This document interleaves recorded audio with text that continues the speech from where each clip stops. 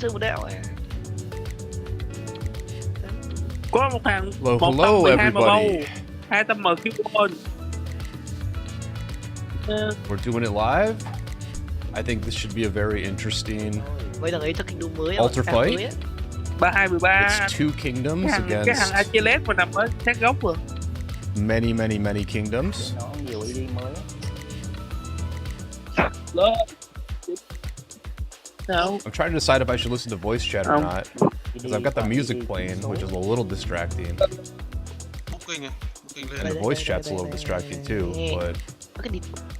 And I don't think I need to hear the voice chat to know that we're going in right now. We're going in. Rô. Chậm chân là bút tay. Ông cắm cọc mẹ đứng đầu luôn. I've got the Arthur Achilles. Without researching it at all, I felt like this was the best cavalry march. Get the AoE from Arthur instead of having GG out there. Lỡ tay thì cầm Attila lên ơi. To be fair, GG's healing would be very good at an altar. But we're also healing each other right now because there's a stratagem that heals your teammates when you kill in March. And I believe there's also some sort of SVIP boost or high spender boost where you can heal people, because my teammates were earlier talking about how 49 doesn't even have to refresh, they just stay out here because they heal. Bên này nó chưa có cái điều mà điểm mà. So we might not need GG's very moderate heals. We prefer to just do damage, extra damage with the Arthur. Oai nghe, thỉnh thoảng thấy nó vẫn bật đấy. Trên báo em có. And I think as you can see right here, that, you know, I'm not sure exactly what's been happening this whole time. I just got on. Ít lắm chứ. Một cái boss được có 300. We've had pretty good position in the zone from the last 10 minutes that I've been watching. But we're up against 6 or 7 kingdoms here. It's 2 kingdoms against 6 or 7 kingdoms. So I think that this should be actually a very good fight. I think we're the underdogs. Going into today, I thought we were the underdogs of this altar. Not sure how I feel right now, because we did win the last fight around this area. And this fight seems to be going very well too, right? The sad faces are all on Mercia's side right now. And we did manage to survive the whole fight. We're very low though. Maybe I should have killed off my march and bring another one in. But if I kill off my march, I wouldn't be able to kill all this siege right now. So, you know, everything's a decision. I think right now I just refresh, right? I don't think there's a reason for me to chase. I should just refresh.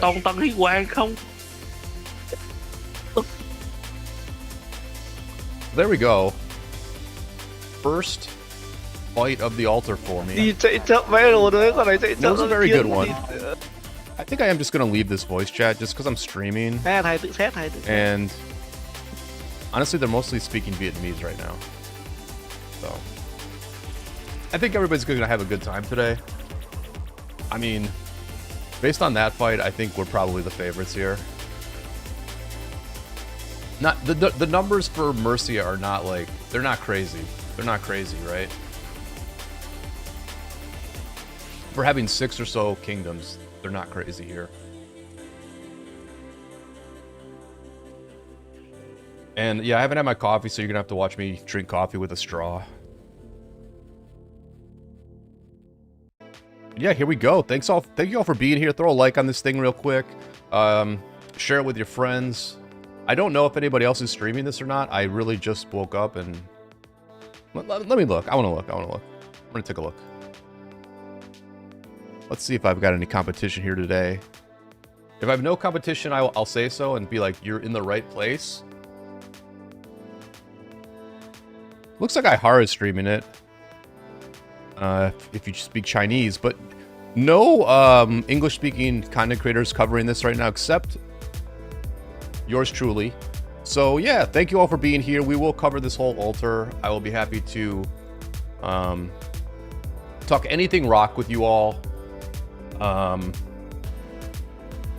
want to check something real quick. I might be able to link some real good info about the new commanders. But I just want to make sure it's okay to reveal that.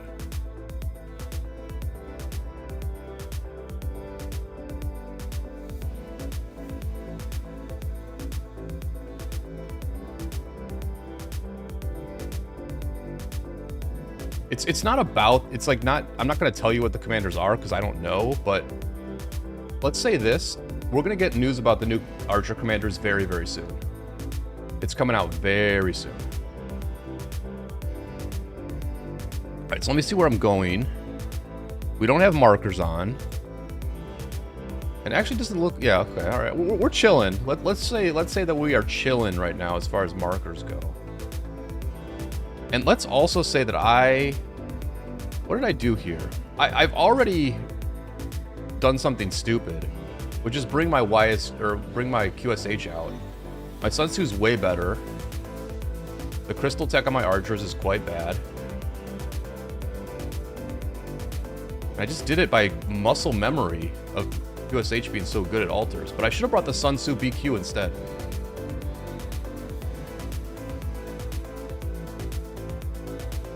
And we'll keep doing crystal tech a little bit here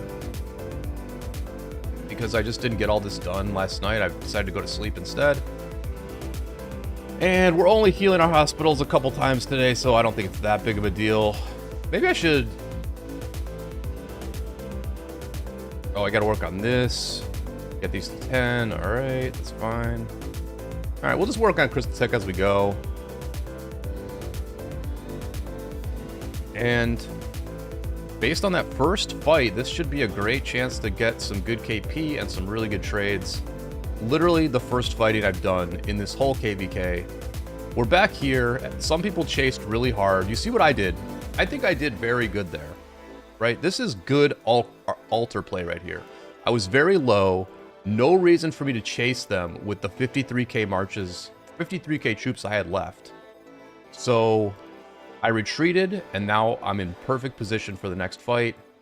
All these people, they're going to be late, right? They are going to be late. They chased, which is fine, whatever. Everybody's just chilling. But they'll be late. The enemy will reform before us. We can already see the enemy's probably going to reform before us. And they will have a momentum swing because we had people lollygag for so long before bringing a combat viable march back to the field. So I think that is a bit of our strategy right there. I think you do have to refresh in time. And if you're the person calling the shots, you gotta call people to retreat. These are some of the advanced physics of Rise of Kingdoms. Here we go. Chat's up here. ZU, Mark, Dan Kush, and Woody's Alarm all in the mix. Dan Kush also saying he heard rumors that the new Archer Imp will be out very soon. Yes, it will be out very soon.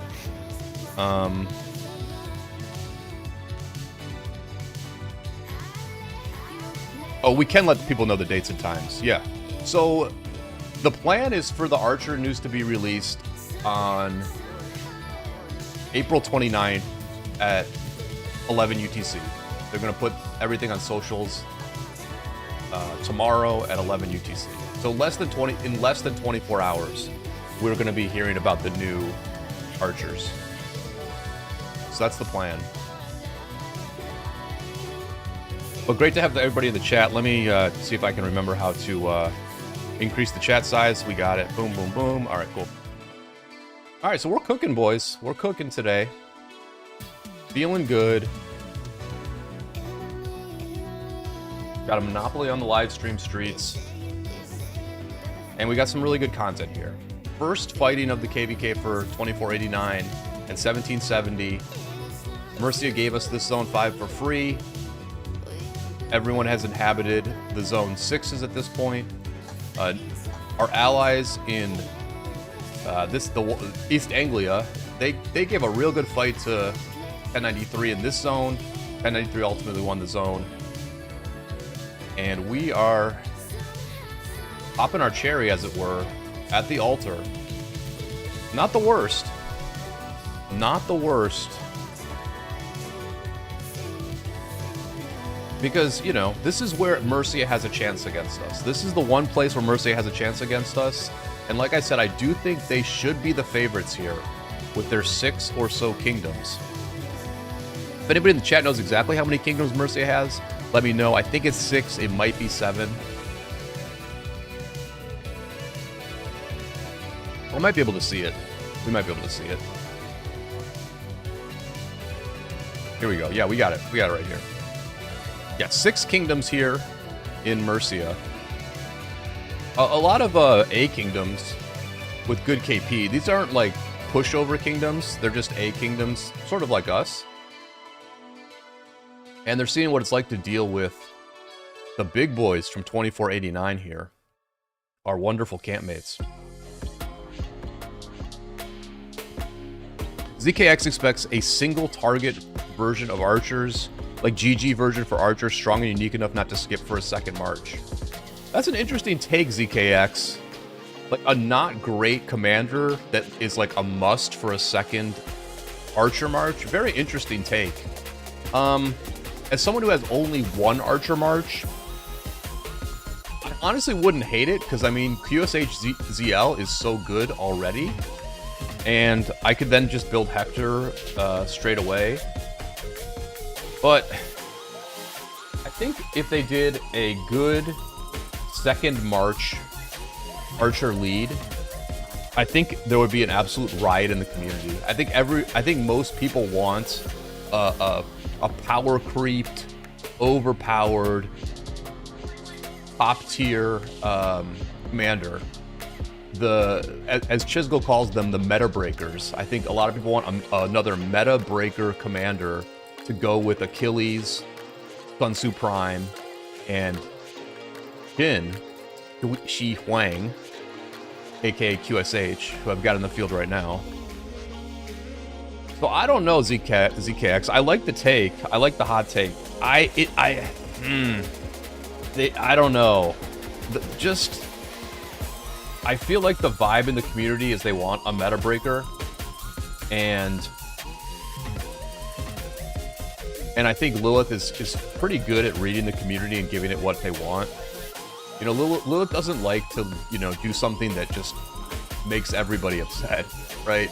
They really don't like to do it, so I think we might get a really OP one, but it makes sense. What ZKX is saying makes sense, because how do you add a QSH level commander to a QSH march? Like, the QSH march is already OP. How do you add like another OP commander to that march? It would make it completely ridiculous. So as I'm talking about this and thinking about it, what ZKX is saying does make sense to make this next archer commander be not that great. Mark is saying the GG version of the archer version of GG is Shajar, which, you know, I guess they both do heal. Yeah, you could see a unique poison commander that has synergy with Herman. That would be interesting. Yep.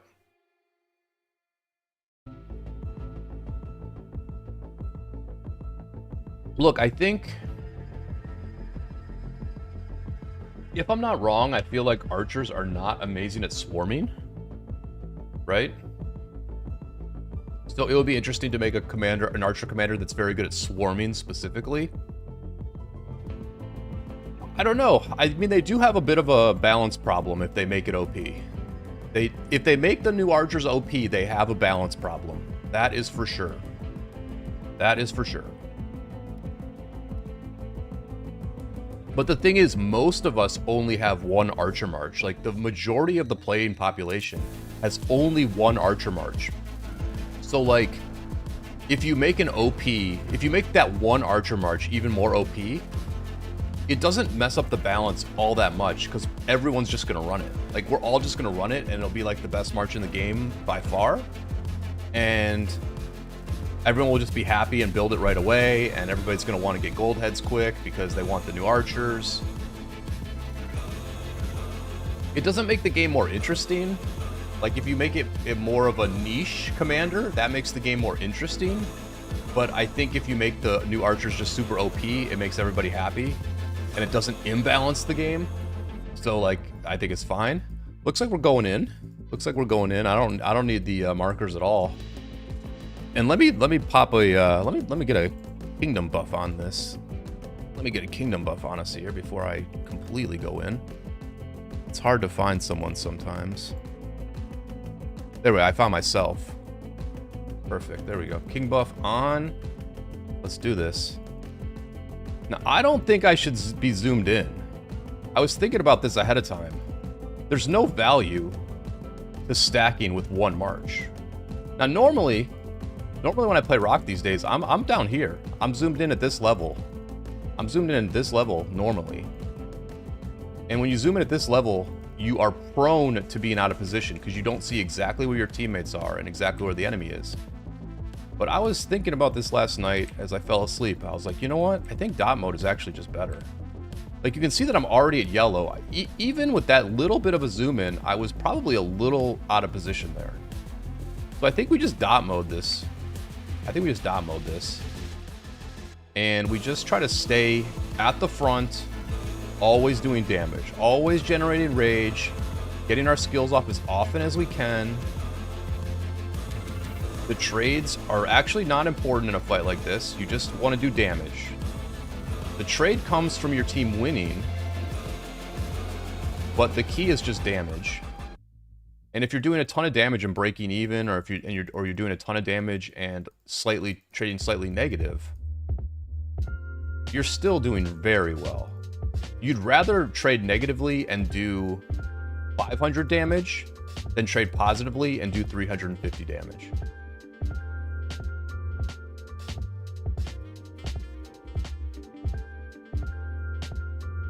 And we're playing with one hand here, boys. We are playing with one hand. As usual.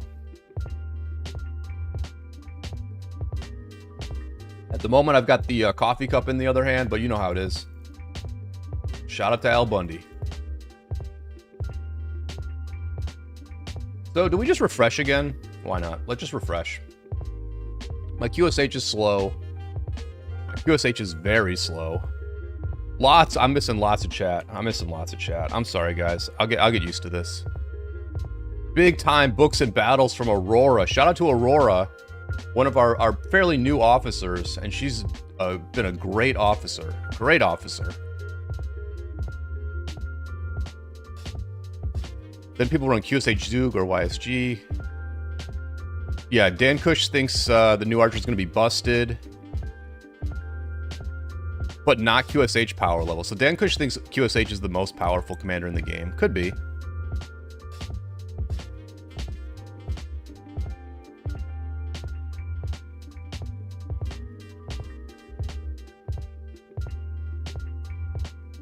Archers are running a YSG that's 8 years old and ZL that's 3 years old. It'll be strange for new commanders to be at their level of power.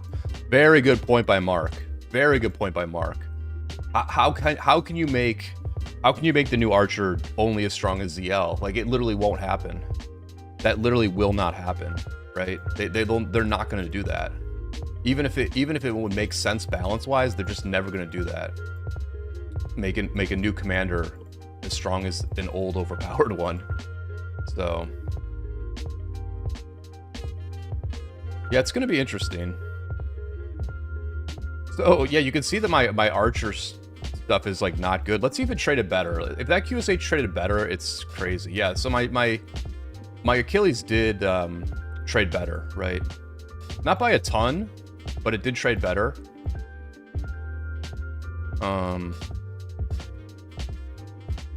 Where's my QSH? This guy's... Oh, he's so slow. He's so slow. Listen, it's actually crazy that the QSH traded almost as good as the Achilles, because I've got all tier 1 equipment. I've got weak crystal tech. These are my armaments. And then look at the Arthur. The Arthur is like basically almost maxed out. Everything critted, almost everything tier 5. And then an absolutely sick set of Delta formation, right? 4 special inscriptions, and some pretty darn good stats here too. You got the 3.7% all damage. This really makes this stat amount pretty respectable for a fully special inscripted set. And the QSH barely traded worse. So, I mean, apropos of our conversation, and Lil Nose even saying it, Archers need a second pair, not a chin pairing. Yeah, I mean, the chin is already so OP. Like, we just saw it. Like, we just saw how OP the chin is. We just saw it. Like, that A to B comparison that I just did of my Arthur March with absolutely cracked gear and good crystal tech, versus the Chin with the mediocre gear and bad crystal tech just shows that the Chin ZL March is better than the Arthur Achilles March. Like, just straight up better. Now, you could say that GG Achilles is as good as QSH ZL, maybe, because it gives you that value of swarming. It gives you that crazy swarm value. And it has, like, you know, speed, which is nice in most situations. But I probably wouldn't say that. I would say that QSH ZL is the strongest march in the game as of now. So why buff the strongest march in the game? Very interesting. Maybe this is why it took so long. Maybe this is why it took so long to release the new archers, is because they really had to work this one out. We'll see what Lilith comes up with. They've been quite good with the commanders over the years. Like, overall, their balance choices have been quite good. But they make mistakes. They definitely make mistakes. I mean, Eleanor is the first one that comes to mind. Eleanor was a disaster. Eleanor was an absolute disaster. It ruined cab garrisons. Cab garrisons were already terrible, and then they ruined cab garrisons for another year plus with Eleanor. So Eleanor was a complete disaster. You could say that Shajar was a disaster. Let's get the stalkers while we're here. You know, we would fight, but let's get the stalkers.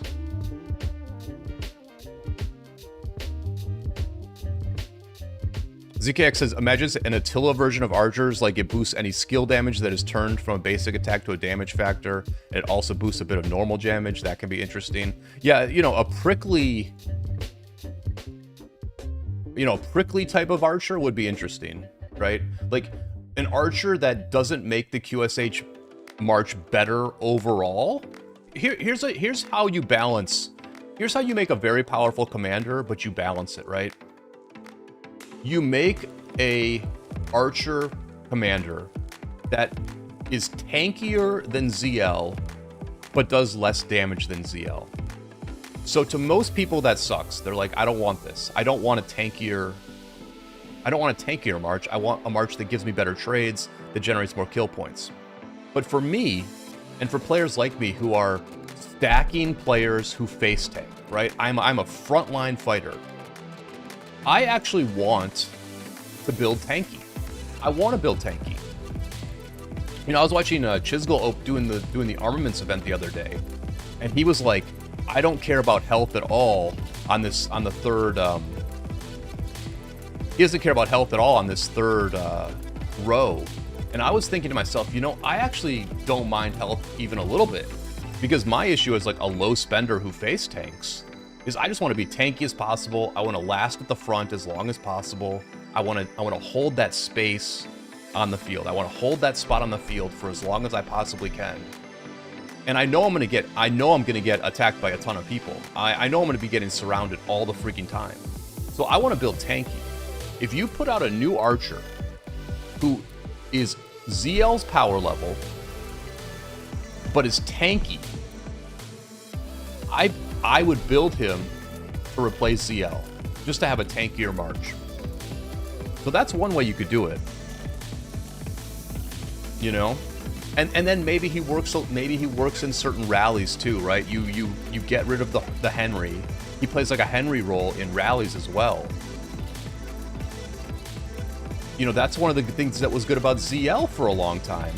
And even, I don't know if they're still running this, but you know, ZL was used in a lot of rallies with like Asher because he gave you that AoE. He gave you that AoE that was hitting the swarmers and hitting the marches around him. And so it was like a weird form of tank that ZL gave you. Maybe you give Shapur a tanky second. And again, you make him kind of niche like that, but yeah, they could do something like that. They could do something real, real nuanced like that. They could definitely do it. We'll see. We'll find out in less than 24 hours. For those who are just joining, we will be getting info on the new archers in less than 24 hours.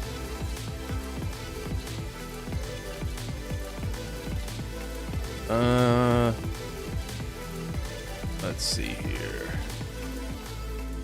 We're here. Let's see if we can do another king skill. Yes, we can. Just need to find somebody.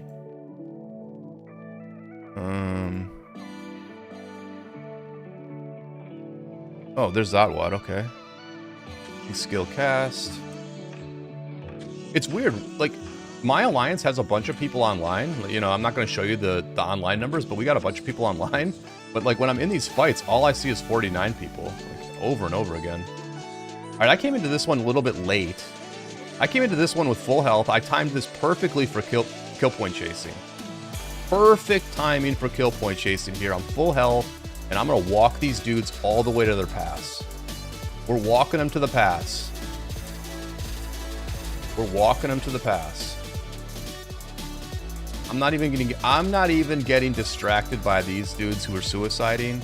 They want to retreat. They're calling a retreat, but I'm walking them to the pass. I'm streaming.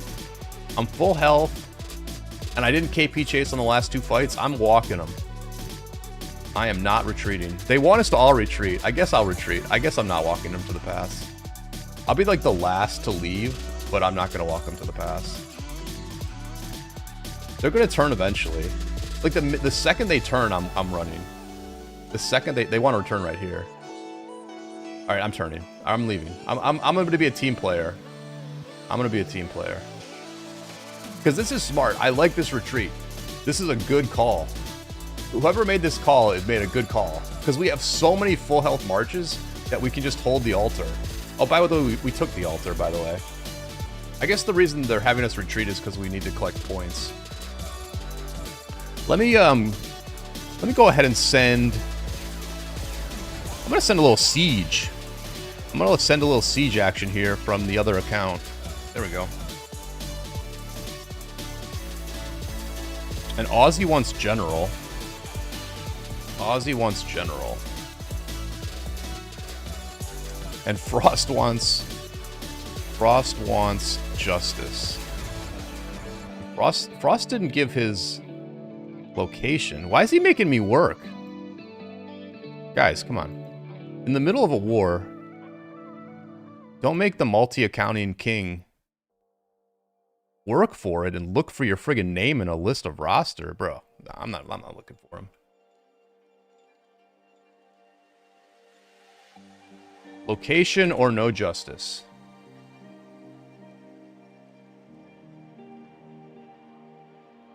All right, let's take a look at that report. I was hoping this would be a little more exciting. I was hoping this would be a little bit more exciting, guys. We didn't really do too much there. I mean, great trade. You know, 9-to-1 trade there. But, man, I think the issue that Mercia is having is they don't have bigger numbers than us. They don't have bigger numbers than us. And they're already doing guerrilla warfare here. We will get involved in some of the guerrilla warfare for sure.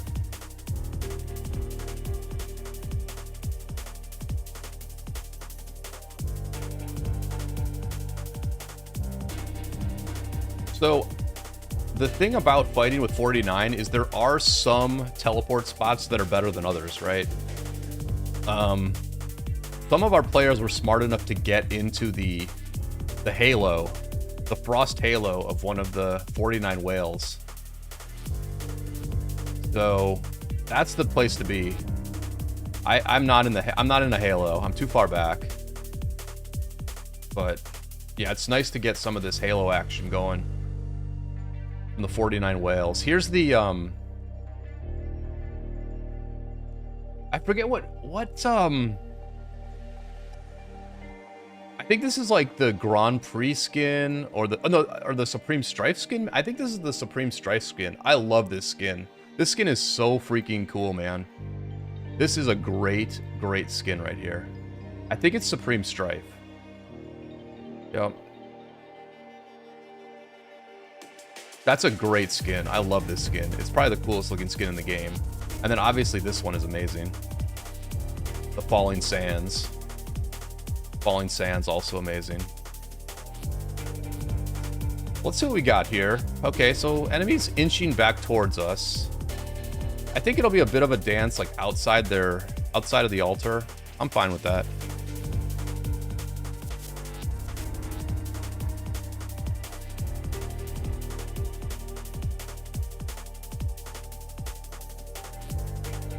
But glad to have you all here. I know it's been a while since I live streamed, so it's really cool to have a lot of people watching. Glad I started this stream, and yeah, happy to talk about anything that's going on in Rise of Kingdoms. You know, I think... Look, I think that the KvK that just ended with 2359, 3308, 1606, and 365 was a very good fight. I watched some of it, but not a ton of it. I thought Chadsky made some very good videos about what happened. You know, what I love from KvK's that happened that I was not a part of is I like to see really good analysis that explains like really what happens, right? Oh, they're coming over here. Okay. Interesting backdoor attack here by Mercia. If they can all attack at the same time, this won't be bad. You know, like I'm trying to walk a farm march here, and obviously it's very dangerous to do so right now. So not bad, like pretty good placement here by Mercia. I kind of like it. The problem is they're never gonna have a big ball. So like we could probably just collapse this stuff right here, right? We could all just push and collapse them.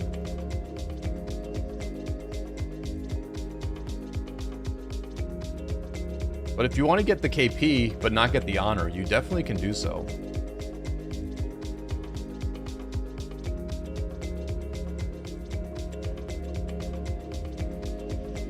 And there's also objective value to us fighting over here because we do need to clear a path for our farms. We need to clear a path for our farms and get here.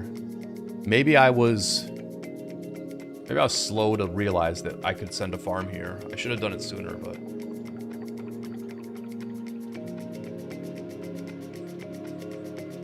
I'm just gonna wait because I feel like there's probably gonna be a call for us to push and clear this group here. So... let me see. Yeah, I think we're probably gonna push here.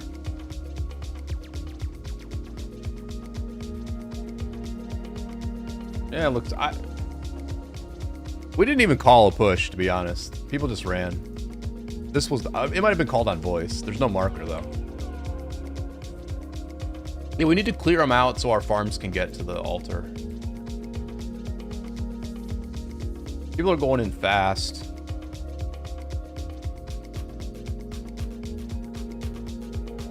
I guess there's sort of a marker called. Alright, so we've got the Arthur. And we're in a good position to chase him down here. There's going to be a lot of resource tiles we can hop through. Any of these non-cavalry marches, I would say, are in deep, deep trouble. Whether they run or not. Let's kill the siege. Let's kill the siege. When I stream, I really like to get as good reports as possible. So we're just starting to think about how we chase as many of these people down as we can. At this point, they're ahead of us. At this point, they're kind of ahead of us. I'm just going to get to this wood tile, and then I can get some of these guys, probably. The wood tile's probably going to be populated. No, maybe? Nope. I got out. All right, try to grab this guy. I think that's an archer.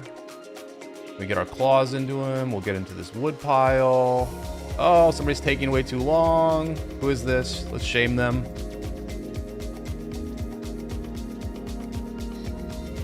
Oh boy. Oh boy.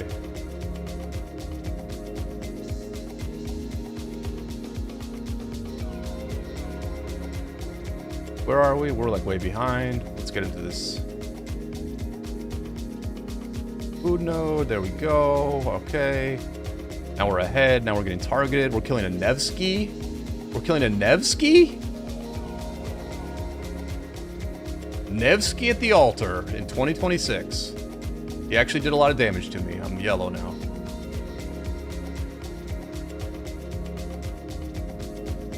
The funniest thing about chasing is like, when you're in dot mode, you think you're like not falling behind, but then when you zoom in, you're like, I'm really far from the enemy. But I would say we did a pretty good job of chasing him down here. I mean, now we're coming off the flank. We got this guy, give him a little hit. Kill the Sun Tzu. This Sun Tzu looks like he wants to dance. Now I'm out of position. So I'll just do a little hoppy hop, get back. Okay, there we go. Fight him again.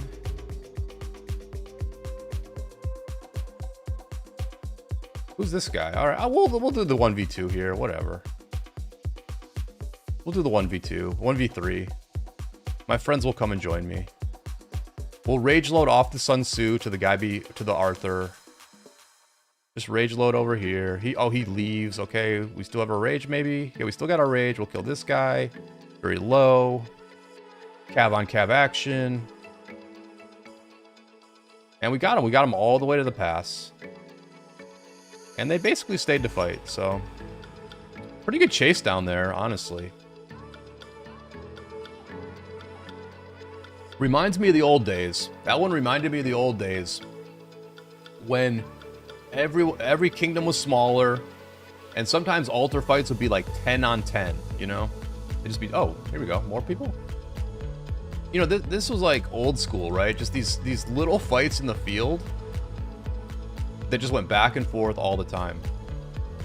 I guess they caught me here. This is what happens when you're not in dot mode. They actually catch you out of position.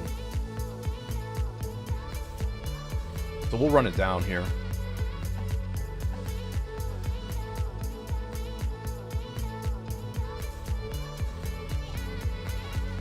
Sad faced. First sad face of the day. Might be the only sad face of the day. Not sure. We'll see how long this goes. Hopefully Mercia keeps... I mean, here we're in deep trouble, I think. With 6 kingdoms, with Mercia having 6 kingdoms, they can bring a lot of marches to the field very, very quickly. All right, this is the chance. This is the chance for me to make a beeline with my farm. So let's go for it.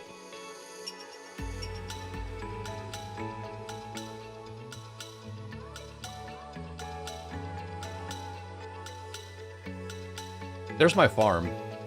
There's House Cat. The Siege House Cat March.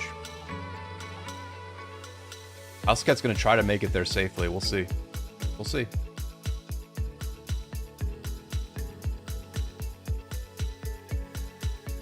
I guess it could, I guess it could tile hop.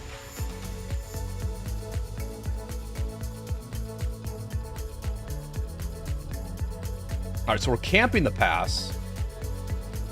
If you want to see a great video about camping the pass, I made a great, really good video a couple weeks ago. Not too many people watched it, but it's got me holding a pepper grinder in the thumbnail, and it's about camping the pass. But we're doing a little pass camp here. So if you're Mercia, you want to just like ball up right now. You want to set a time. You want to put a marker that says attack at 15:18, right? Give people 3 minutes to ball up. Then you all attack together at 15:18, and you just clear. You clear all these players so easily, so easily.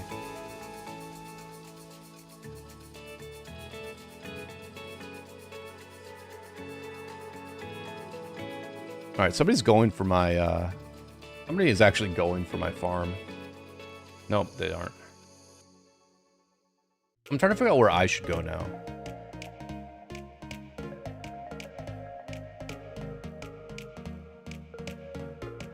We're kind of... Yeah, we're kind of just like defending the altar at this point.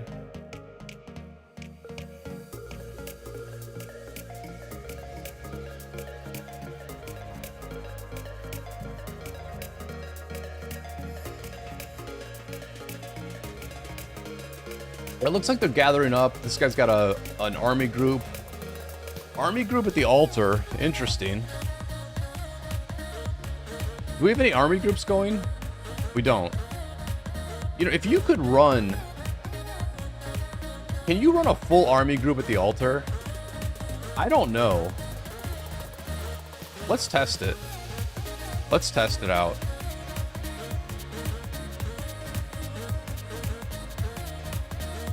Oh, army groups cannot enter this area. Okay. I was about to say, if you could run an army group at the altar, it would be insanely OP. You controlling 7 marches, everybody else controlling 1. What do you guys think in the chat? Do you think Mercia is going to get out of this pass? Is it over, or is Mercia going to clear this pass? What do you think, chat? I think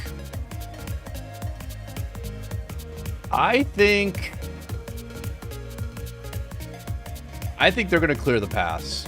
I think they're going to find a way to clear the pass, but I think it's close, because as you can see, there's not that many marches still coming. Yeah, there's a decent number. There's a decent number of marches still coming.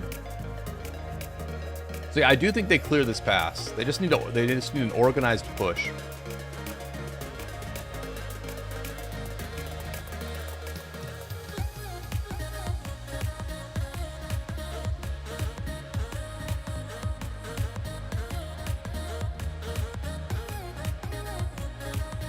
But it's going to take them a while. If they just keep going in one at a time, it is going to take them a while.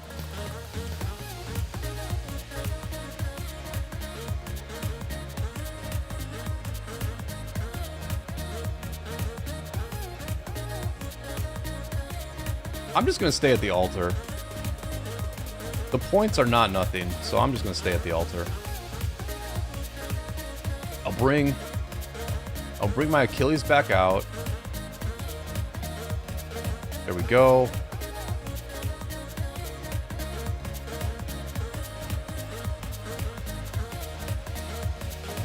I can show you what I'm running on the Sun Tzu BQ, which in my last KvK was a very good... It performed very well. I was really happy with this March last KvK. It was definitely in that elite tier with my #1 Cav and my #1 archers. The gear's nothing special. 2 crits. I've got 2 crits here. I've got the level 5 boots. Level 5 Shio boots. You know, KvK weapon. KvK helm. And then, you know, the armaments... They're okay. 1 special, 1 rare, and 2 very good normals. Cohesive, very good. Smite, very good. Good stats. Very respectable stats here. So... nothing amazing here, but decent. Definitely a decent set here. And that's the Sun Tzu BQ. You know, doesn't hold a candle to the cavalry march, but pretty darn good.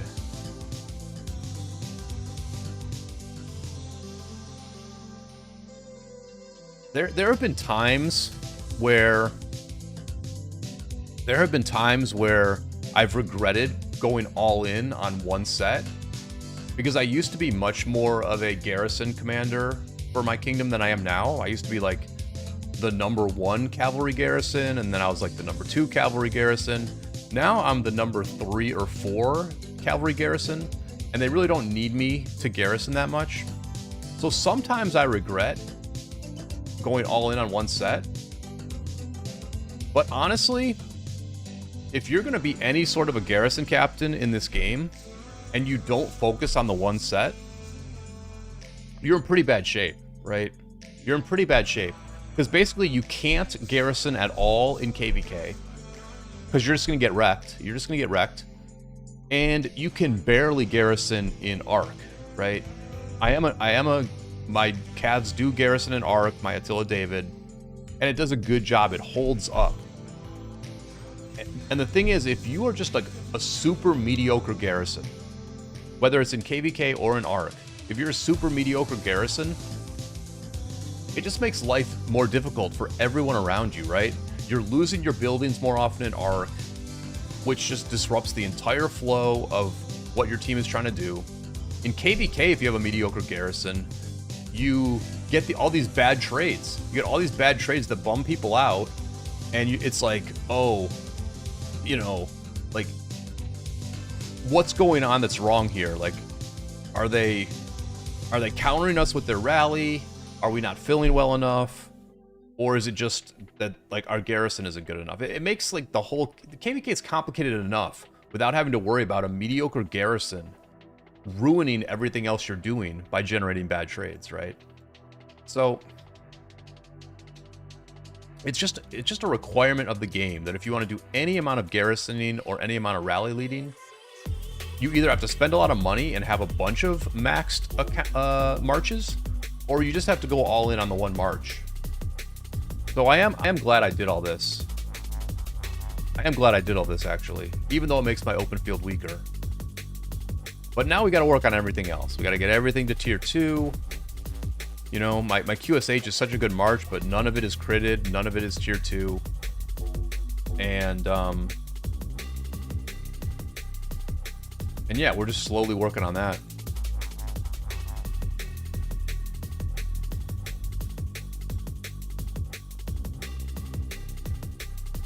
So yeah, you can see that Mercia, I was hoping for more from this altar.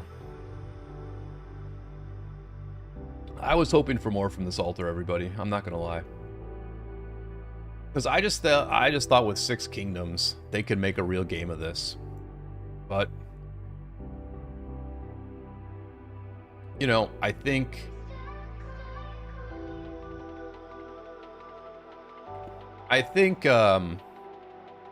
you know, Mercia, they talked about canceling. When Diplo started, Mercia was like, we should cancel. Like, that's what they immediately said. You know, ultimately, Mercia's position was they would only ally with us. They felt our camp was stronger than the 1093 camp. Which may be true. I think it's closer than some people say, but I guess most people think that our camp is stronger than 1093's camp, so fair enough. They would only ally with us. We wanted to ally with East Anglia. So, you know, the KvK as a whole was kind of ruined at that point. And without knowing anything about what's going on in Mercia, just like the vibe I'm getting is that they're just not, they really are not trying. Like, if we look at the honor roll, even though Mercia has 6 kingdoms in it, we actually have more honor points than they do. And yeah, even our coalition, again, even though we have only 2 kingdoms here, they have 4 kingdoms in their main coalition. They're behind us in honor. So I think they really did just make this, you know, they were like, we really are going to farm in this KvK. Like, we're not going to buy a lot of crystal tech, and we are just going to farm. And so maybe they didn't do like a big push for players to show up for this altar. Could be. Yeah, Ali saying Mercy didn't show up in numbers. It would have been a good fight, especially for free-to-play like me. I agree. I think this would have been a good fight. 6 kingdoms against 2 is a good friggin' fight. Now, maybe they have so little crystal tech that it's not worth it, but I don't think we ever really saw it. The thing is, every fight that I watched, they didn't really have us outnumbered. I mean, maybe they had like 5 more marches at a couple of the early fights. I didn't see the first fights of this thing. Maybe they had us outnumbered by like 2 or 3 marches, but that's not going to get the job done. You have to outnumber us 2 to 1. They could have outnumbered us 2 to 1 at this fight, and then it gets interesting. Like, even if you don't win, you keep the...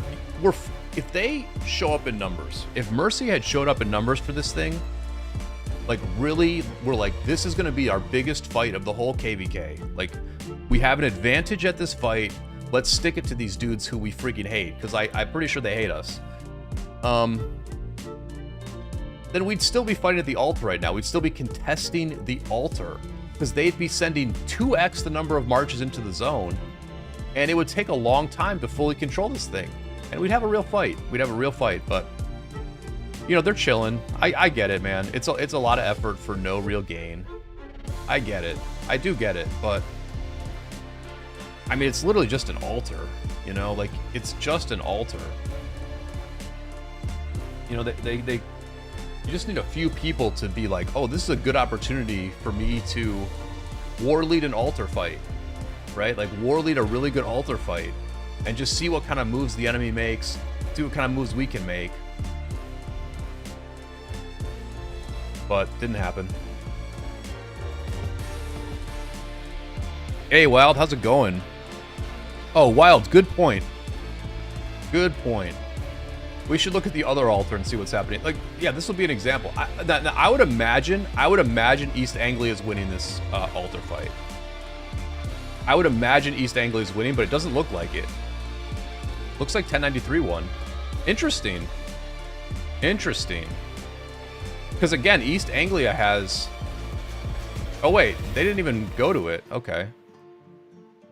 So East Anglia just took the free altar.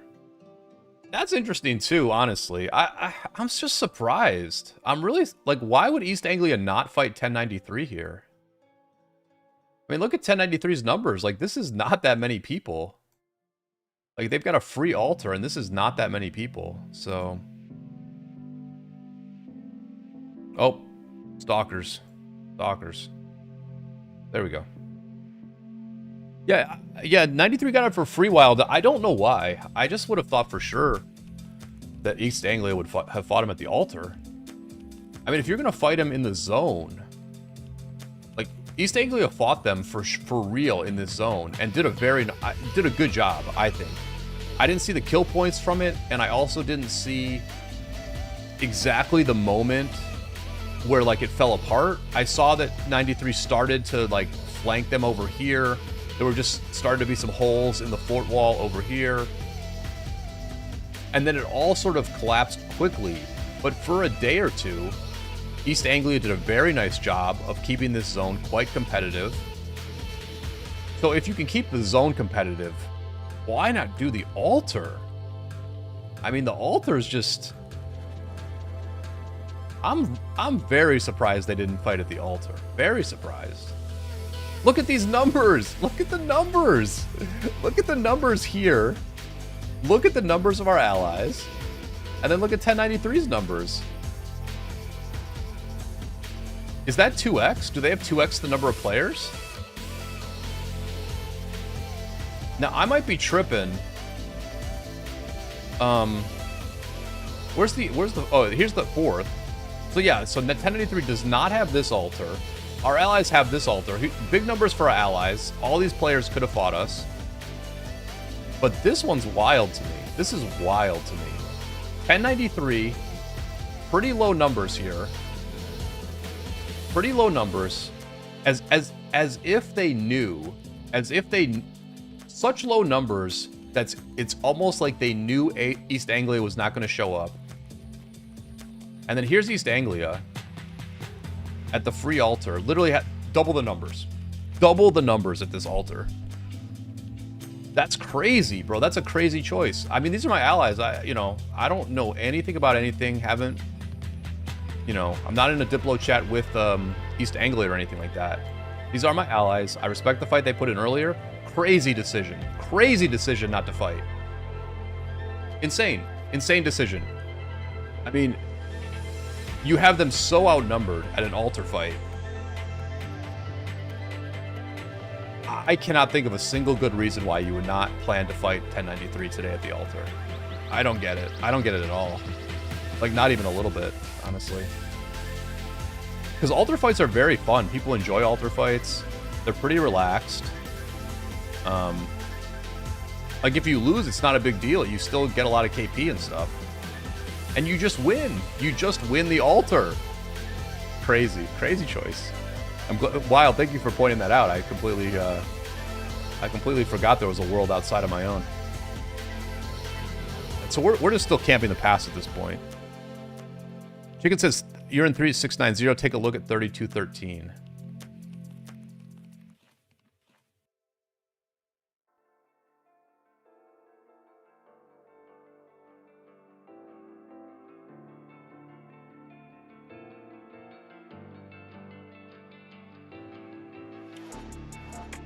Yep.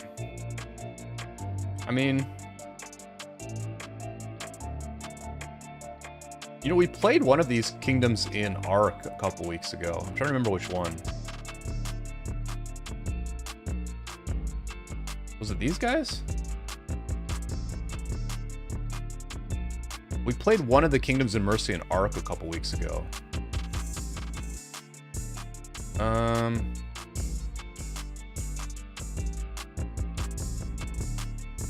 Who was it? Was it these guys, 86 KS?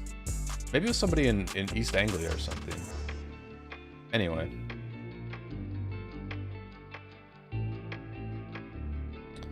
Ollie, do I think we'll have any fight in Kingsland? I think we'll have a fight. I think we'll have a fight in Kingsland. Because, you know, obviously, Northumbria and East Anglia had to buy some crystal tech to fight in this zone, right? They had a legit fight in this zone, so obviously there were players buying crystal tech for both of these kingdoms. I would imagine that a substantial amount of crystal tech was bought, because even though we knew we were not going to have a fight in this zone, we still bought a substantial amount of crystal tech. 49 bought a substantial amount. And a lot of players in 770 did too. When KvK started, I did say to our players, I sent out a mail saying what percentage of my typical crystal tech spending I'm going to do for this KvK. And it was a very low percentage. It was a low percentage. But I just wanted to give people a benchmark for like how not seriously I was taking it, so that they could also make informed decisions about their spending. But a lot of people spent anyway. They were just like, I'm used to spending and I'm just gonna do it anyway. So like, we had people in our kingdom who bought Conqueror's Will and stuff like that.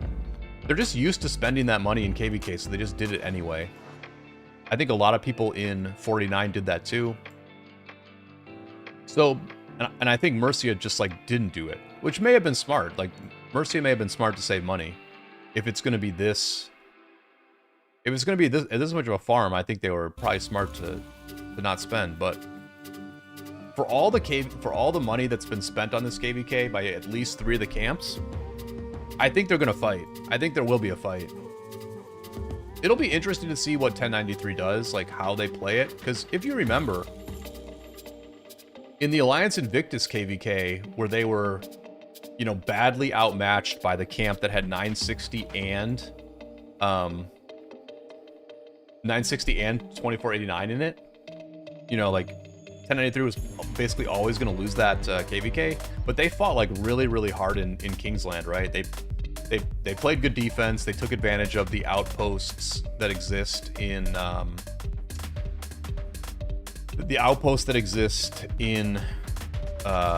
Tides map, or the Invictus map.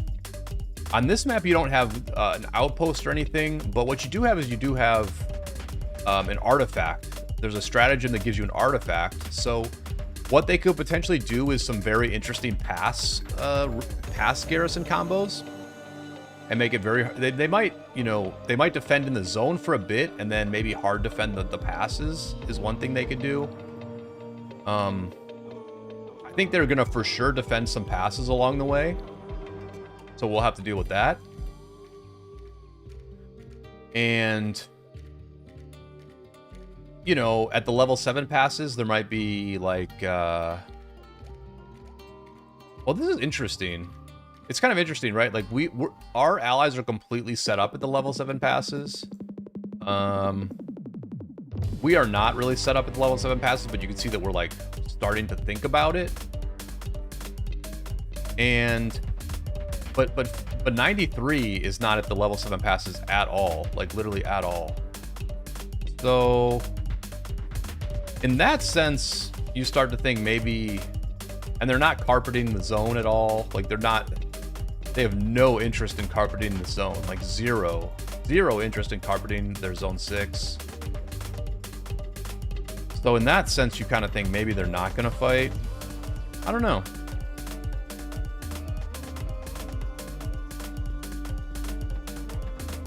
I think when people spend as much crystal tech as they spent on in this KvK, there's going to be pressure to give people as many fights as they can get. Would be my opinion.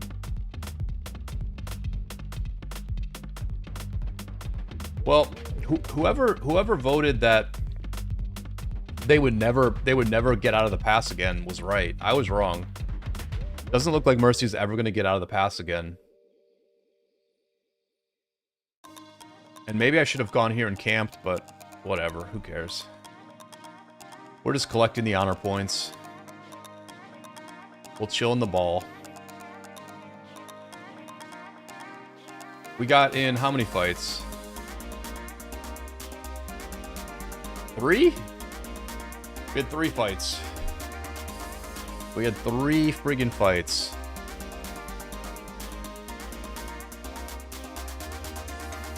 I mean, look, with there being no fight at the other altar, the people who are grinding kill points really hard are being pretty smart about it. Here's Prime Duck in first. We've seen Prime Duck out in the field. We saw Prime Duck hopping through the resource tiles to chase people down. He's probably camping the pass. The people who are... This is an effort. This is an effort enemy elimination event today. You put in the effort and you do pretty good. Here's Aussie. Here's our biggest whale, Aussie, in 30th place. And here's Rexy in our second biggest whale. So I said it was an effort one, but it's actually our 2 biggest whales. And our 3rd biggest whale here in 3rd. It's actually our biggest whales who are at the top. But Gucci's no big spender, Soul's a medium-sized spender, so... You know.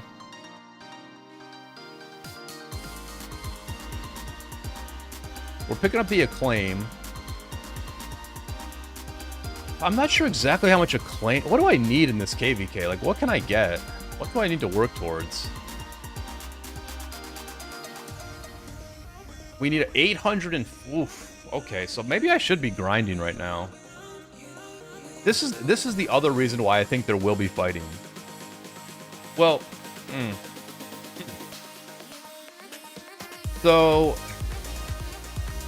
So what 1093 can do... Because 1093 already has these rewards, right? They've already got this much acclaim. They've already collected these conversion stones. So I guess what they could do is troll our camp by not fighting.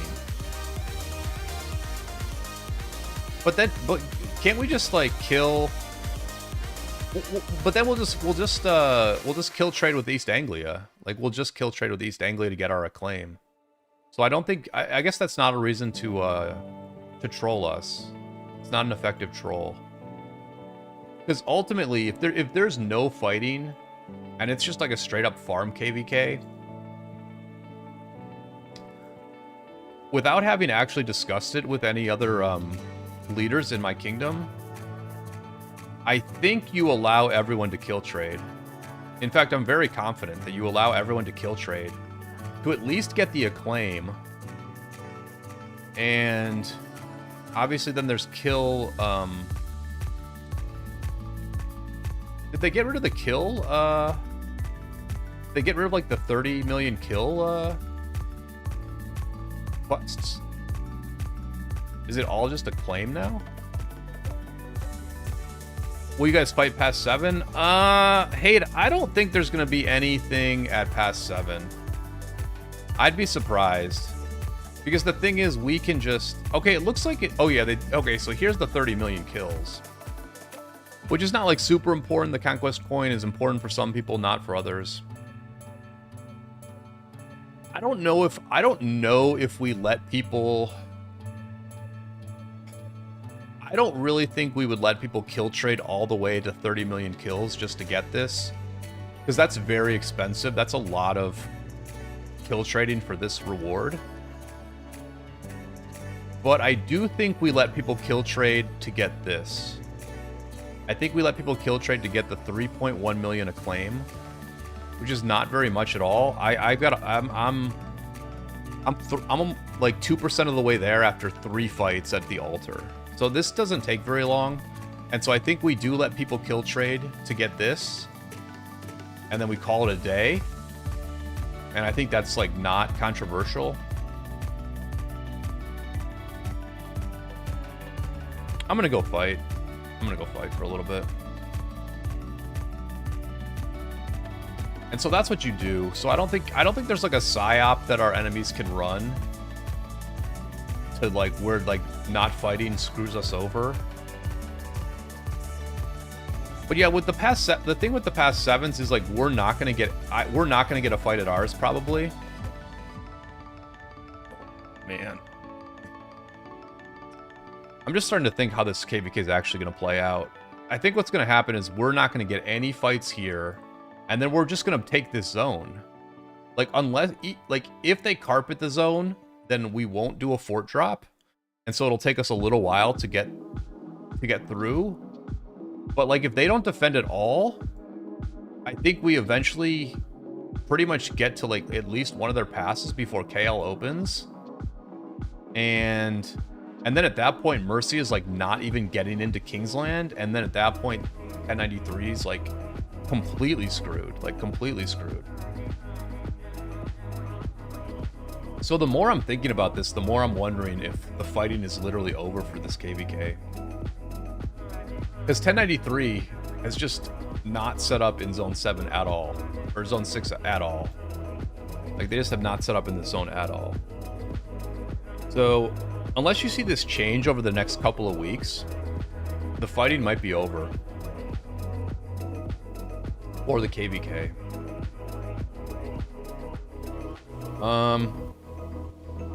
Which I hadn't really thought about until this point, but I'm just sort of looking at the map and making a read. Oh, I gotta remember that I'm fighting. So I don't know, Hade. I don't know what's gonna happen. Oh, look at this. They're, like, getting out. I'll fight you. 11. Oh. Let's just do some kill trading on stream. Let's do some live kill trading. Let's see what we're up against here. 6 million kill points, 52. This is a fighter we need to drain. I need to drain this dude. Oh, he's beating me. He's literally beating me. Look at this Wedge 2. Look at this Wedge 2 OP-ness, man. Huo Belly just taking out my BQ, or my Sun Tzu Prime BQ. Nerf Wedge 2. Nerf Wedge 2. By the way, the QSH trade I got earlier was with Wedge 1, by the way. That was with Wedge 1. Alright, I'm coming back. I'm coming back in this fight. It's close. The white numbers nearly identical. The skill damage nearly identical. We both turn red at the same time. I'm coming back here. I'm coming back for the win. Oh my gosh. Third-party interference. Nope, nope. El Haytham saved me from the third-party interference. Let's go. Let's go. Let's send A11 back from where he came. Let's turn him into dust right here. Let's turn him into freaking dust.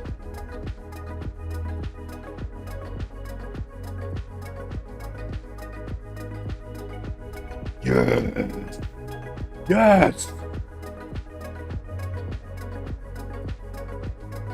This is why we play the game. We play the game for the kill trades that are so close it becomes a real fight. Let's freaking go. What is that? Why is Gorgo Hector? What is Gorgo Hector doing up there? Alright, there's the trade. 1.1 million KP there. With the Gorgo Hector. Popo, what's going on, man? What's going on, Popo?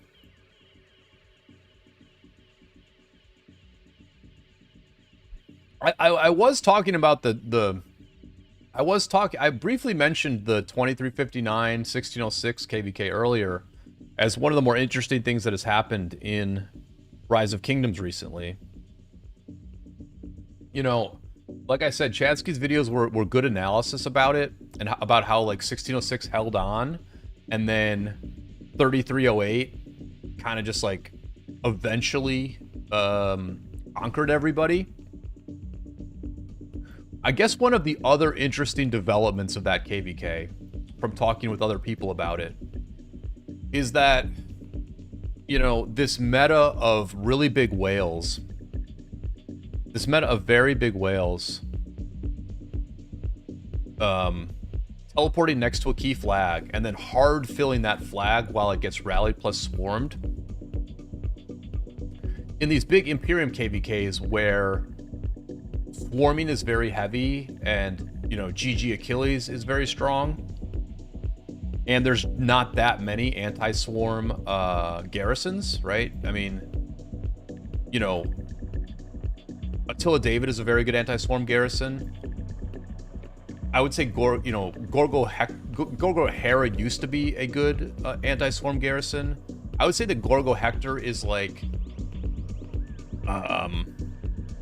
look, I don't know exactly how much anti-swarm Hector has on him. Let's look real quick. We can look real quick. To me, Hector is like semi-anti-swarm, but not crazy. But let me check that. So first one is just smite, AoE smite. But I forget what the AoE is on this. He's got just health and defense. Takes less normal damage. No anti-swarm there. Gorgo Charles, yeah, Gorgo Charles. Gorgo Charles is very good anti-swarm, but the rally can beat Gorgo Charles a fair bit. So I mean, basically, to hold a flag in Kingsland against an Imperium kingdom, you need like a whale hard filling that flag. You really need a couple whales hard filling that flag. I think it's very different from our level where we just need like people to bring reins, right? You need those reins to be going in so fast against a swarm to hold the flag that there's just not that many players in the game who can do that. And my understanding of what happened in that war is that dynamic played a role in the final outcome, is having those really big fillers like Mr. Hope, Wild Lion. I mean, 1093's got Cyborg. You know, there's others. Itachi for 1606. And Velociraptor as well. You know, having those really hard fillers made a really big difference in that war, right? Where 3308, they could hold flags in a way that like 365 and 2359 could not, right? And maybe what also happened is that because 1606 had that really good build plan where they were blocking one of the choke points with resource pits, and then they had like the Chadsky and Peace garrisons, and Aquino, you know, they have good cav players in 1606. Those Attila Davids were doing good enough that it forced 2359 to like swarm a lot, and then the 2359 whales got drained, so that then when the other team went on the offense, 2359 did not have the hard filling whales available to like hold the flags. So I think that's like an interesting meta development that doesn't really apply to the rest of it doesn't apply to the other levels of this game, but probably does apply to these like top Imperium level kingdoms. And it'll be interesting to see how some kingdoms play around that or play into that. And I'm kind of thinking of like 1093, right? Because 1093 does have some really big players now, right? Like Cyborg is such a great defensive weapon for 1093. Like this account is such a strong defensive weapon that can hard fill their most important flag. And then they've also got players at 400 million power who can do that, right? So, and I would bet that if you looked at 2359, you probably wouldn't see players at this power level. I'm not sure, but you know, just thinking about defense at the top level, we have to start thinking about the fact that you need players at this power to be that hard filler, to be that super efficient hard filler that where like you can just like defend flags for hours and days and you don't have to think that hard, right? You get somebody on this account who can hard fill really well and you defend that way, right? Now, Popo's saying in chat, 1093 just has too much field.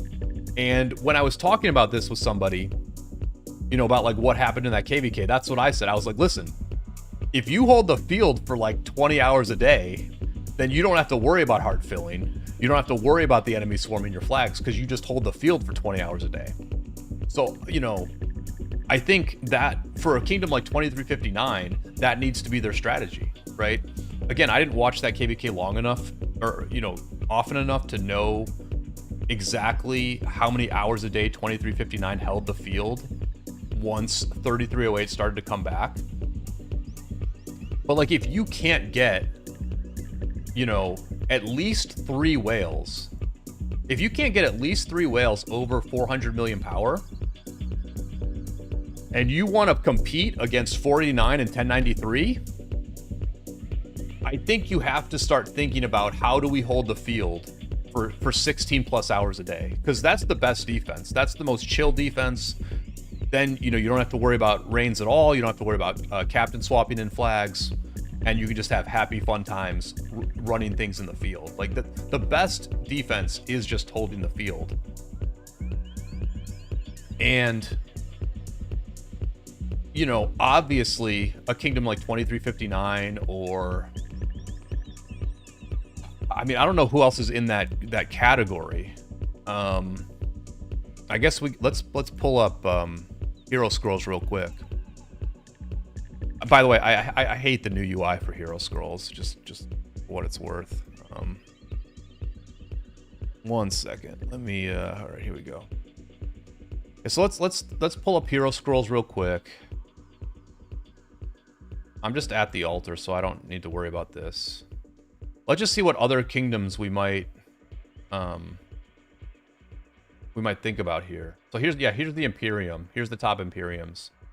I mean, for this purpose, Hero Scrolls is fine. I just don't like the search of the new Hero Scrolls. So, yeah, 1093, 2489, 3213, who was in our KvK. So this is the kingdom that we're fighting, like, today. We're fighting 3213 today, by the way. This is who we fought today. 3308, they have the tools. They have Hope and Wild Lion, so they're fine. 1394 is they're not much KP. Let me search by KP instead. Here we go. This is better. 1875. So like, yeah, if you're like 1875, 1981 is much bigger than I thought. Why do I not see 2359 on this list? Am I tripping? Why is 2359 not on this list? Maybe they're an A kingdom now? Okay, so some of these are... Okay, here's like one example why Hero Scrolls is pretty janky. For us to search for the top... I hate the new UI of Hero Scrolls. I hate it. For us to even look at the top kingdoms in this game, we have to like look at 2 separate categories. So like if you're 2359, if you're 1365, if you're, you know, like 1981 or something, whatever kingdoms are trying, or you know, 3672, whatever kingdoms are trying to compete in the absolute biggest KvKs, obviously those kingdoms have to work towards getting players with 400 million power or 300 million power to be those hard fillers in Kingsland. But if you can't find those players, because I imagine those players are somewhat difficult to recruit because so many of them are in 1093 or 2489 already, then I think The other way to compete is you just have to hold the field for so long. You have to just hold the field for so many hours of the day that it doesn't matter if they can sometimes burn your flags, because you don't have these elite hard fillers. Now listen, holding the field for 16 hours a day against a 2489 or a 1093, that's a tough ask for sure. Shout out to Frost Reaper. Good to have you here, buddy. But I guess what I'm getting at here is I'm just thinking about how difficult it is to get to the 1093 level, right? Or the 2489 level. Because you don't have the hard fillers. You don't have the hard fillers they have. But you probably can't beat them in the field either, right? You can't beat them in the field either. And so what a march like GG Achilles has done is it's affected the meta. It's almost so subtle that people aren't talking about it, I think. I think it's so subtle that people aren't talking about it. Because swarming is now so effective that in Kingsland, these top kingdoms are all just swarming everything. And they're getting good trades.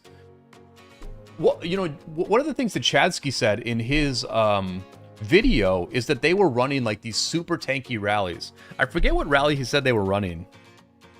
It was some like crazy infantry rally. Like, I don't remember what it was. But maybe like, I don't know. I forget what Chetsky said. It would be something crazy like Scipio Charles or Ivar Charles or something. Like some just crazy tanky rally that was just there to soak up damage while the swarmers did like all the pressure on the flag. So like, you know, it used to be that 1093 and 2489 they had stronger field, so they would just beat you. But now they also have the hard fillers that you don't have. So like you have more disadvantages in a way. And I'm talking out of my ass here because I didn't play in this KvK, and I'm basing this on like Chadsky's videos and like a brief conversation I had with one of my sources, right? But this is just kind of like what I'm thinking is maybe what the state of top Imperiums is right now.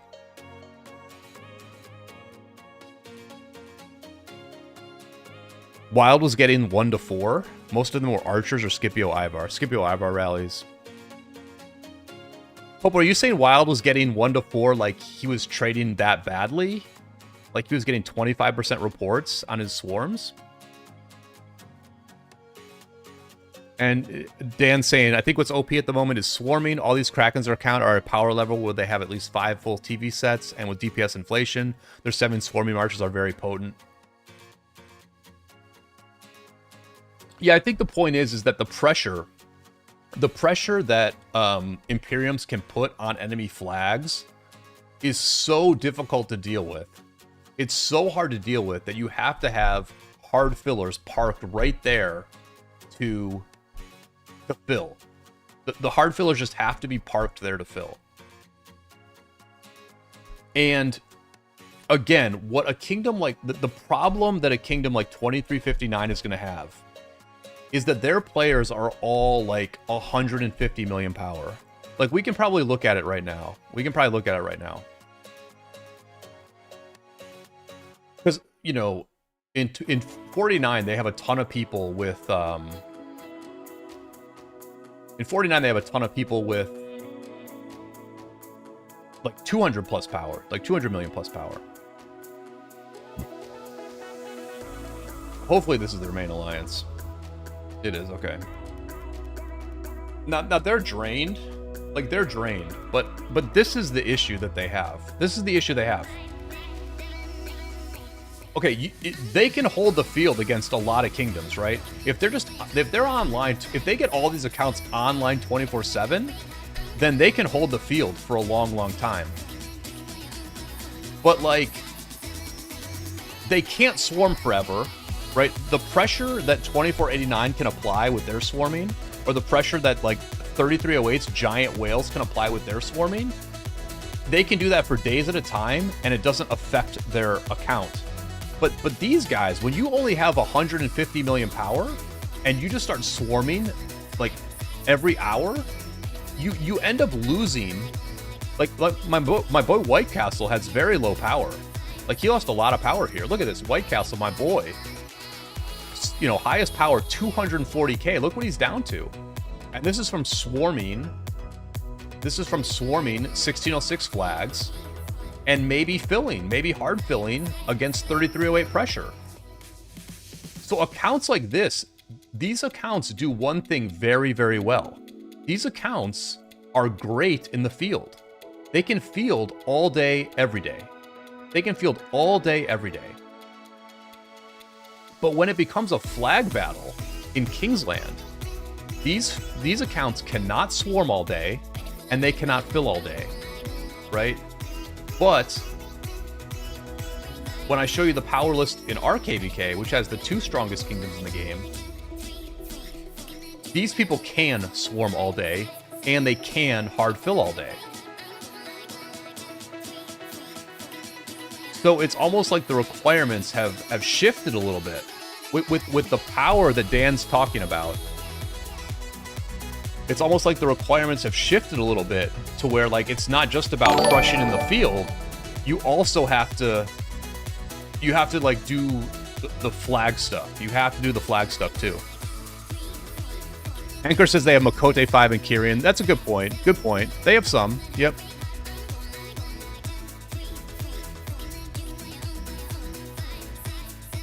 Pope was saying Mashari, Makote, Kyrian, Penny were high power. Top 1 was like 560 million. They lost 10 billion power. Yeah. Yeah, so Anchor's saying that 2359 lost 10 billion power, and what Mr. Hope and Wild Lion are losing 1.5 billion power every KvK.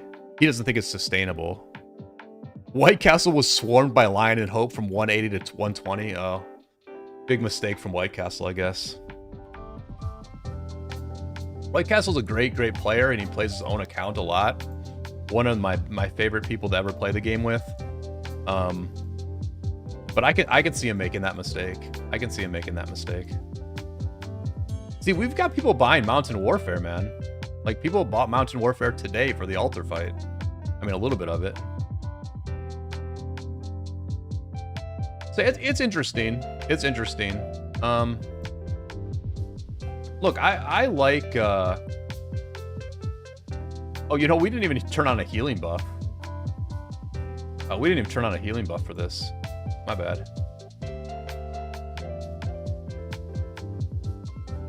It's interesting, you know? You know, I like when there's like a really good, like high-end KvK, because then you kind of see what the meta is. You see what the actual meta is right now. But look, the meta for everyone else is different, right? The meta for everyone else is literally different. Because, and this is why I actually think fighting at an A Kingdom level is basically just as good as fighting at the Imp level. Like, yes, it takes fewer days for it to happen, but it's a little more like, it's a little bit more of a straightforward, sensible path to like who wins, right? Because at the A Kingdom level, if you hold the field, at the A Kingdom level, if you hold the field and the enemy can only turtle in their cities, then what happens?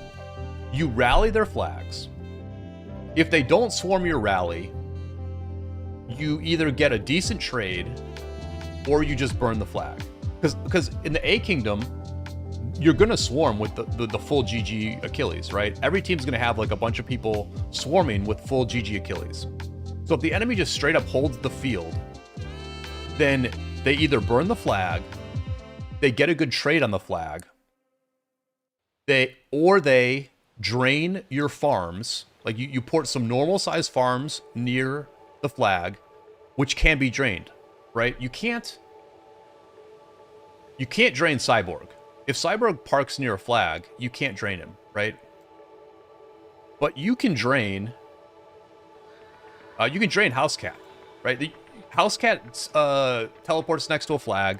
you just drain this account. All you do is you just drain it, right? It lasts for a day or two, and then you drain it, right? So the A Kingdom level, if you hold the field, you either burn the flag, you get a very good trade, you drain their farms, or they try to swarm the rally, and you eliminate all their speed ups, right? If they just swarm the rally down every time, yes, it takes time for you to burn them, but you just wreck them when they swarm your rally. You just wreck them. You wreck their strongest, best players who try to swarm the rally over and over again. And then they run out of speed ups, and then they can't fight anymore. That stuff doesn't happen at the Imperium level. You can't drain people like that. You can't drain people of speed ups. You can't drain the giant fillers. And like against 1093, you probably can't drain all their farms. Like 1093 probably has so many normal sized farms that you just can't drain them. Like I don't think 93 will ever run out of farms in a KvK. If 93 runs out of farms in a KvK, then the KvK probably lasted for like 15 straight days of fighting. The only thing, I think the only thing you can drain, I think the only thing you can actually drain in an Imperium KvK is what 1606 and 3308 drained, how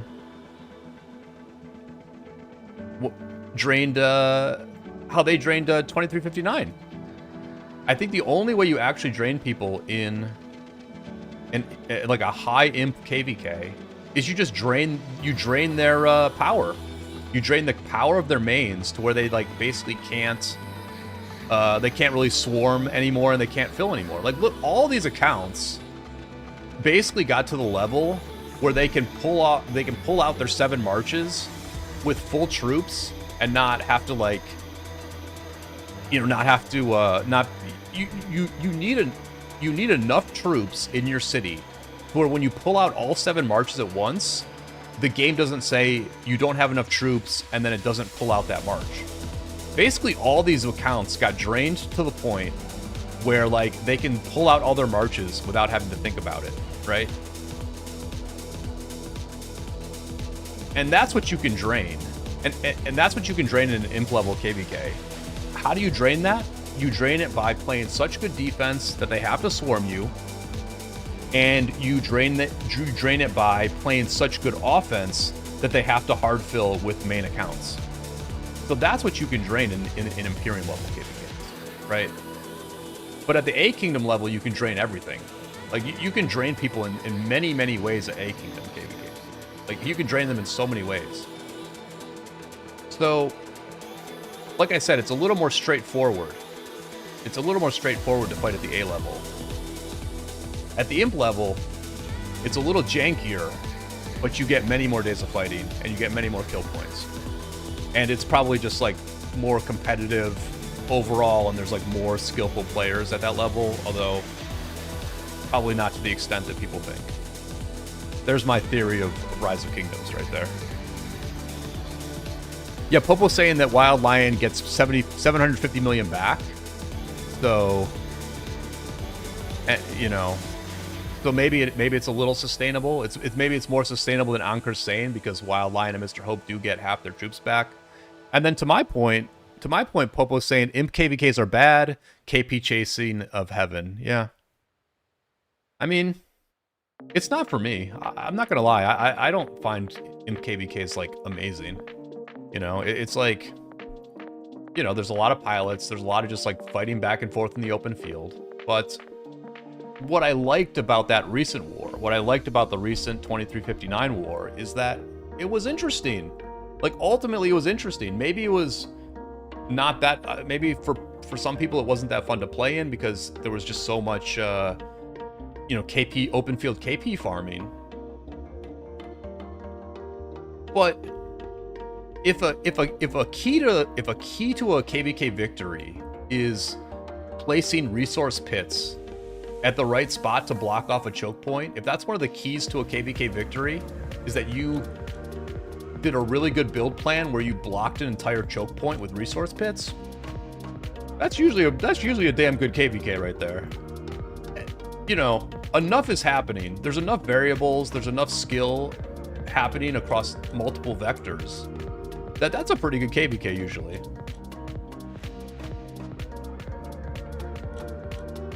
Dan saying 49 also has insane farms that can take 10 million deads in a KvK. He thinks the gap between 49 and 93 and other KDs is very huge. Could be. Yeah, could be. Could be.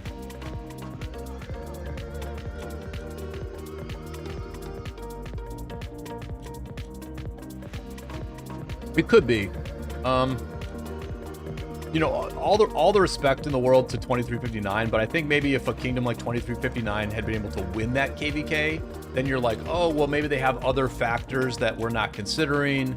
Like maybe their leadership is really good. And you say like, okay, so maybe the gap is not that far.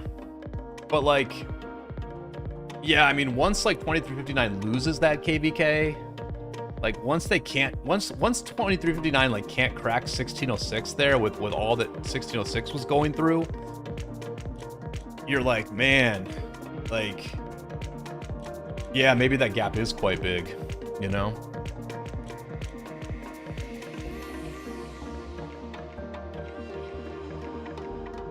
Because yeah, I think if you're going to compete with 49 and 1093, you have to like really structure your kingdom in like a super thoughtful way, and then you have to execute on that template very well.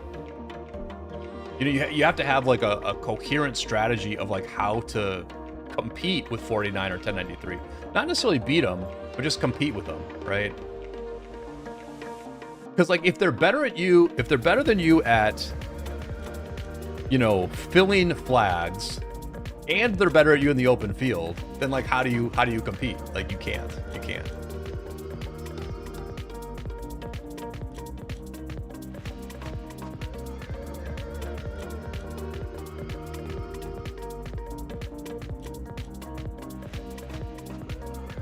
You know, I would have liked to experience, you know, you guys get me going sometimes. I get going on these streams. I wasn't really going to talk about the diplomacy too much, but I'll say this. All right. I would have liked to have played in like a really tough KvK here, where like we would have fought with 49. We would have seen how 49 operates on voice. We would have seen how 49 runs things in a tight war. We would have fought against 1093 and seen how they do things in a tight war. That all would have been very interesting, right? It would have been very interesting. That being said, as it played out, with the fact that East Anglia is pretty strong, and Mercia has not really shown much at all. When you factor all that in, and you think about the fact that, you know, one of the arguments that was made, I'll say this about the diplomacy. I think the diplomacy, this is what I'm going to say. I don't think that what 1093 did in diplomacy was really any different than what 49 did, which is that to say that both kingdoms pushed their own interests. They pushed their own interests, right? Which is what basically everyone does in all diplomacies nowadays. As I believe Silent Flow said himself, this is no longer 2023 or 2024 where you just like fight really hard no matter what, even if you're going to lose. I think both of these camps pushed their own interest. And one of the arguments that one of the leaders in 49 made was, look, we don't have the appetite to spend a bunch of money helping our allies play better when we're just going to be big underdogs again, because they were underdogs, I guess, in the last KvK. I think that's fair to say. I think it is fair to say that 49 was underdogs in the last KvK with the group of 5 A kingdoms, right? Because when you see what 2377 did in that KvK, where they kind of like almost fell apart, but then came back and won, it's very hard to say 49 was anything other than the underdogs there. And one of the reasons the KvK was close is because 49 did so much to support their A Kingdom allies in that KvK. So one of the arguments 49 made was we don't want to do that again. We don't want to heavy monetarily support our A Kingdom allies just so we can be the underdog. And when you see how strong East Anglia did and how well they played in this zone, you realize that if we had allied with Mercia, we would have been underdogs, and it would have been a very tough KvK. Very tough KvK. So, as one of the leaders in that camp, I will say that I don't mind not having this like super tough KvK where we probably lose. Because like when you see these kingdoms and how they've performed so far, I think it's kind of clear that like we would have lost. I'm pretty sure we would have lost, right? Because East Anglia is very strong. They're very strong. So, you know, it would have been nice to play a big KvK because like, you know, I talk about them, but I've never played in one. It would have been nice to experience a big KvK. But as things played out, it's not the worst either. Legend saying 2049 weren't underdogs in the last KvK. It's just bullshit talking. You're lying, so why not cancel? I think you have to say they were underdogs. How can you say that 2489 was not underdogs? Like, that KvK ended up being very close, and I would point out to two things. That are just sort of exceptional, right? That are just exceptional about the last KvK. One is that there was giant monetary support for 2489's allies. That does not always happen. That sort of giant monetary support does not always happen, right? So the only way that KvK becomes close is because of giant monetary support. Number two, 2377, halfway through that Kingsland, it looked as if 2377 had completely fallen apart. You know, there were rumors that their players were going to migrate. You know, there were rumors that while Mr. Lion and Wildlion and Mr. Hope were like going to migrate during the KvK, right? 2377 had a ton of territory around here, and then they lost all the territory and got pushed back to the pass as if they had this like giant collapse, this giant collapse of morale, right? The kingdom died after the KvK ended. The kingdom died after the KvK ended, and they won the KvK. So in what world is 2489 not the underdog in that KvK? Like, I'm only emotional about this because I'm trying to be very fact-based about it and logical, and I don't see any world based on that fact pattern where 2489 is not the underdog in that KvK. Like, how is that ever true?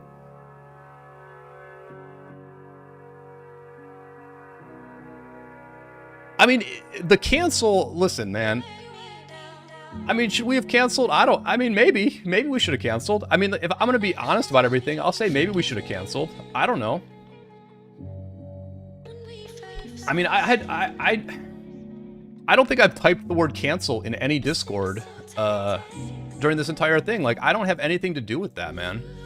Should we have canceled? I don't know. I mean, I don't know. The thing about canceling is, if you cancel, 1093 and 2489 are in the exact same spot in a month. They're in the exact same spot in a month, right? There's no like new big kingdoms that could join the queue, I don't think. And so the reason they didn't cancel is because if they cancel, they're in the exact same position a month later. So they might as well just run this one.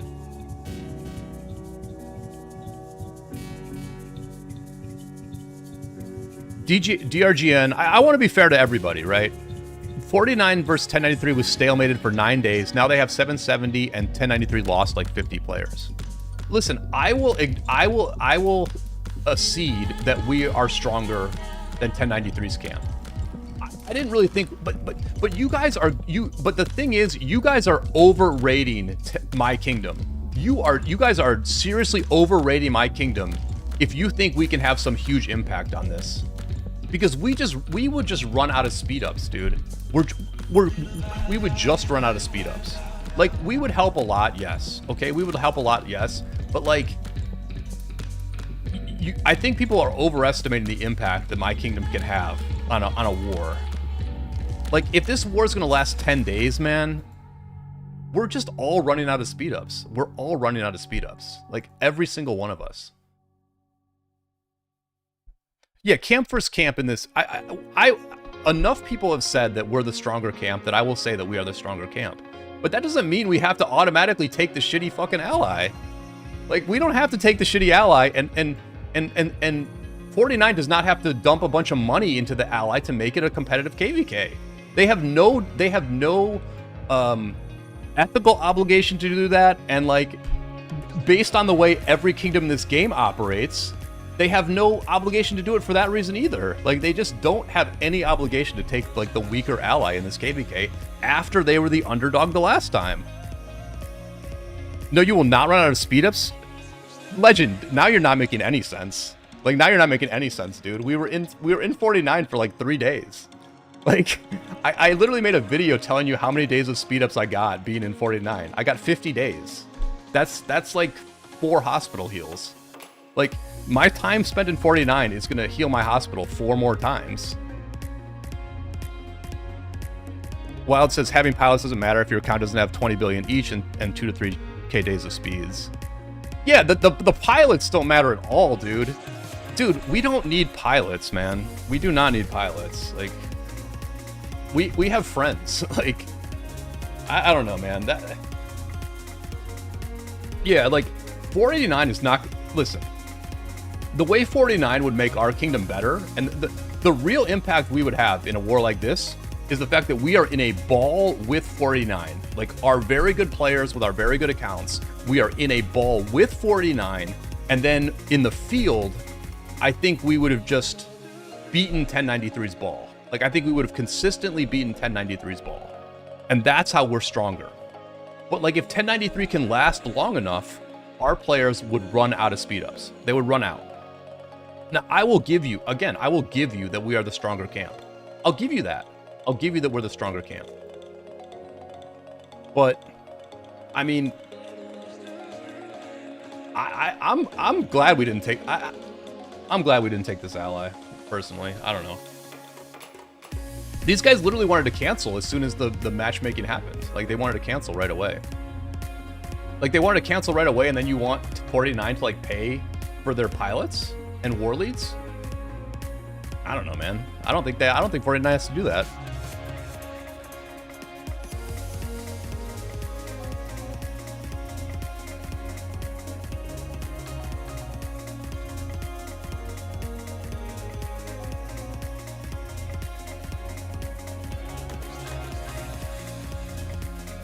Urgander, my man Urgander here checking in. Let's see what Urgander has to say. Side with the AC does the underdog every time. AC just don't have the sustain. Yeah, I mean, I think... Look, if we ally with Mercia, is it a good KvK? It is. It's a good fight. It's a very good fight if we had allied with Mercia.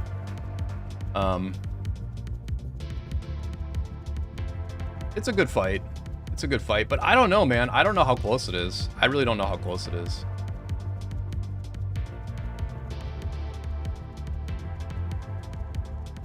Legend says, why didn't you refer to the fact that 1093 could only keep up with 2049 last KvK because they had the entire farm KvK 2 KvKs ago now and they have the same recovery time? Okay, okay, Legend, that's fine. That's fine. But like, so the thing is, like, 1093 had no desire to ally with Mercia. Like, there was no point. This is where I'm gonna get in trouble. There was no point where 1093 was like, hey, Mercia, how about you ally with us so we can have an actual fight, right? So, like, 1093, they knew they were short on speeds, right? 1093 knew they were short on speeds. So, like, the question is, like, how upset is 1093 that this is a farm KvK, right? Because what you're saying, Legend, is 1090. This is what you're saying, Legend. You are saying that 1093 had a farm KvK 2 KvKs ago, and then they were set up for their very hard KvK. They had a farm KvK, which set them up for a very successful hard KvK. So, like, aren't they doing the same thing now? Like, isn't the same thing being accomplished now? 1093 has a farm KvK here, and then in the next KvK, they can compete appropriately with 2489. Okay? So, like, both kingdoms have reasons to not want to ally with Mercia. Like, both kingdoms have legitimate, off-the-book reasons to not ally with Mercia. 49 doesn't want to pay Mercia, like, to play. They don't want to pay Mercia to play. And 1093 needs to build up speed-ups. So they don't want to ally with Mercia either.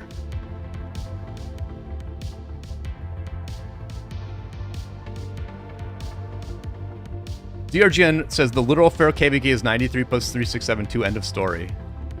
I mean, it's a good KvK, but I think you guys always win. You guys always win. Or I don't know where you're from, DRGN, but I think it's a good KvK, but I think your team always wins. Your team always wins that. Right? So just look at the choice from 49's point of view. Look at the choice from 49's point of view. They either pay their ally a ton of money to perform and lose, again, in the same way they lost last time, or they ally with East Anglia, who, by the way, wanted to ally with us. By the way,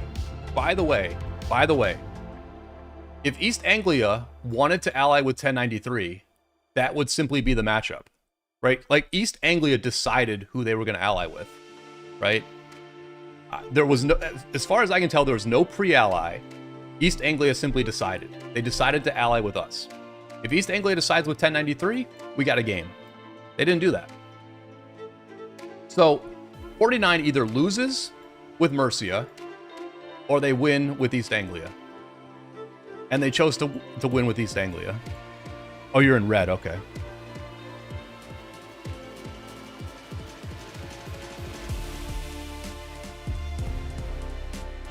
What about the third solution to cancel? I mean, we could have canceled. We could have canceled. But like I said, as far as I know, my understanding is that 49 and 1093 would be in the exact same position a month later if they canceled. So I think that's a pretty legitimate reason to not cancel.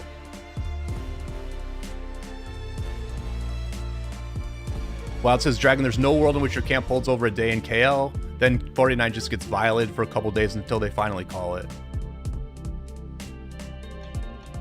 Yeah, I think honestly this conversation is like not bad.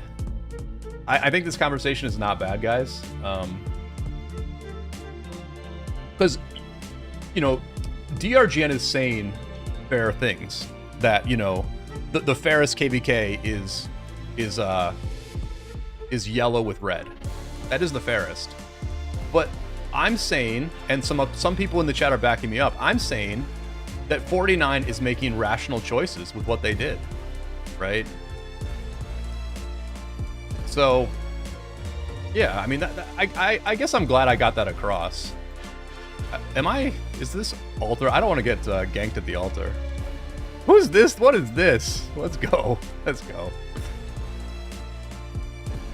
Anyway, that's my point of view on all of it, you know.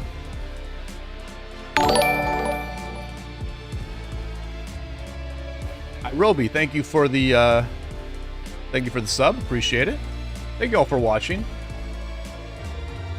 Glad to have everybody on this stream here early in the morning.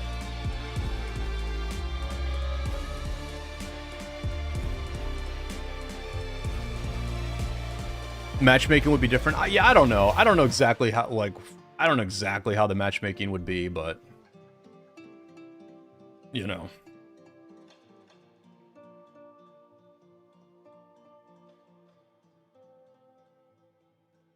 I mean, we had a hard KvK last time too. I mean, at this point, we can just be honest about stuff. Like, we were drained last KvK. I left last KvK with I had 60 days of speed ups when the last KvK ended, right? So we were quite drained, and our kingdom talked about like doing Nile or something like that. We've never done like a farm KvK, but we talked about doing Nile where we could just like rebuild.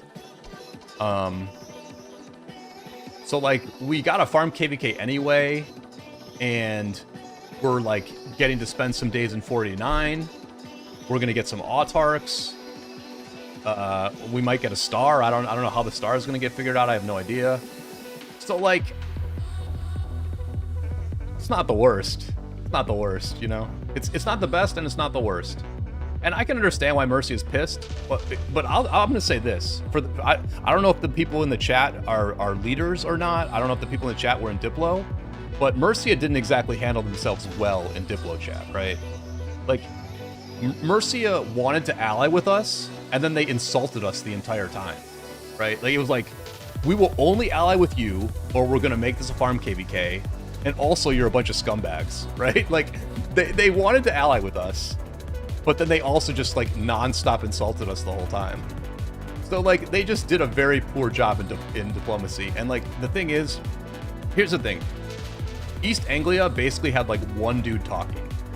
East Anglia had one dude in diplomacy who did all the talking. Mercia had, like, 12 people who talked a lot, right? They had, like, 12 people who talked a lot. So East Anglia was much more effective diplomatically, because they just said what they wanted to do and they got what they wanted.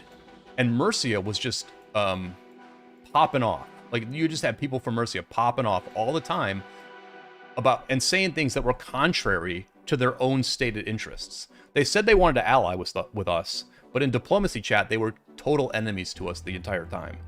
So if you're just one of the players here, you have every right to be upset, but you also have to, you know, look at what your leadership did, which is they came in and said we should cancel, and then they said we would only ally with 49, and then they insulted 49 nonstop, right? That's the diplomatic path that the leaders of this camp took.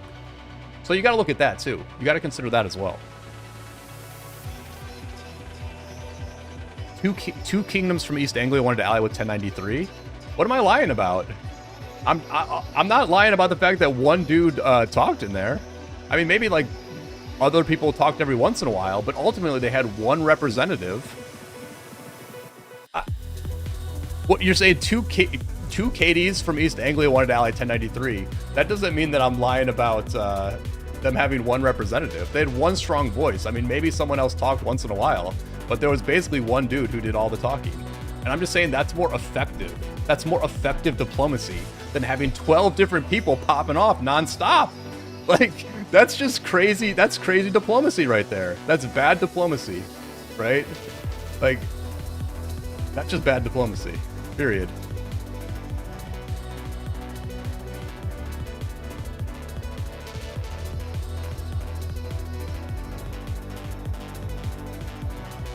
Oh, you can dive the altar ball? Somebody's coming. Somebody's coming again. We still have the pass. The pass is finally dying. There's 23 minutes left and the pass is finally dying. I guess I finished my coffee.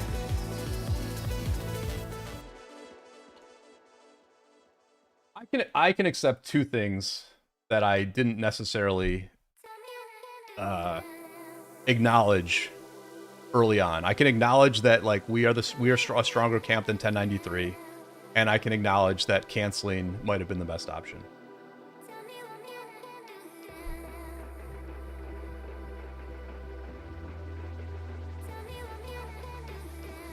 There's just no world where the entire East Anglia wanted to ally with 1093 and, like, one kingdom railroaded them. There's just no world where that happens.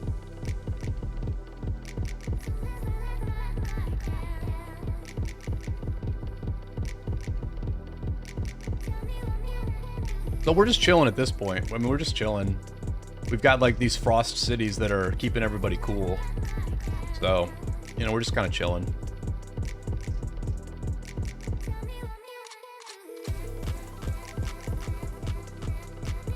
One choice, have farm with shit matchmaking, KvK, make people quit. 2, cancel and wait for new matchmaking. What do you think about this? Legend, I don't care, man. I'm glad we didn't cancel, personally. I know we're in, like, the lucky position, but personally, I'd rather just play this KvK than cancel. I mean, for everybody else, I get it. I get why you would rather cancel. Personally, I don't mind playing this KvK. It's all good, man. Like I said, we're chilling.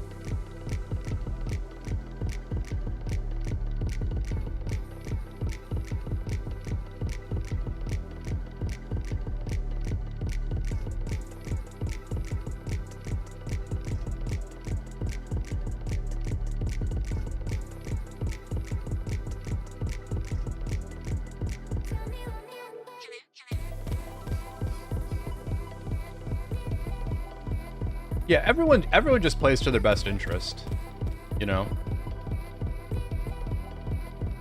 And you know, that's partly, I mean, I'm being honest about it and just saying, like, I don't care that this happened, right? I don't care. Like, this is fine for me. Why? Because that's in the best interest of my kingdom, right? Now, in other A kingdoms, listen, so like, there are some players who could migrate to a kingdom like mine and be like, they want the fight, and they would be pissed. They would be pissed that I'm this dude who like is fine with like some easy KvKs. There are people who would migrate to our kingdom who would be pissed that Brian Kuh doesn't mind easy wins, right? That is fair. Now, in this particular case, in terms of like the really big new migrants that we got for this KvK, what they messaged me and said is, they said 1093 is going to destroy us. I've gone through this before. A kingdoms get absolutely destroyed by big Imperiums. We should just cancel. So for that player, right, I think this solution is pretty good. Like, maybe he would have preferred for us to cancel, but he didn't want to fight 1093. Like, this is like a big player who has fought in big kingdoms before, or fought against big kingdoms before.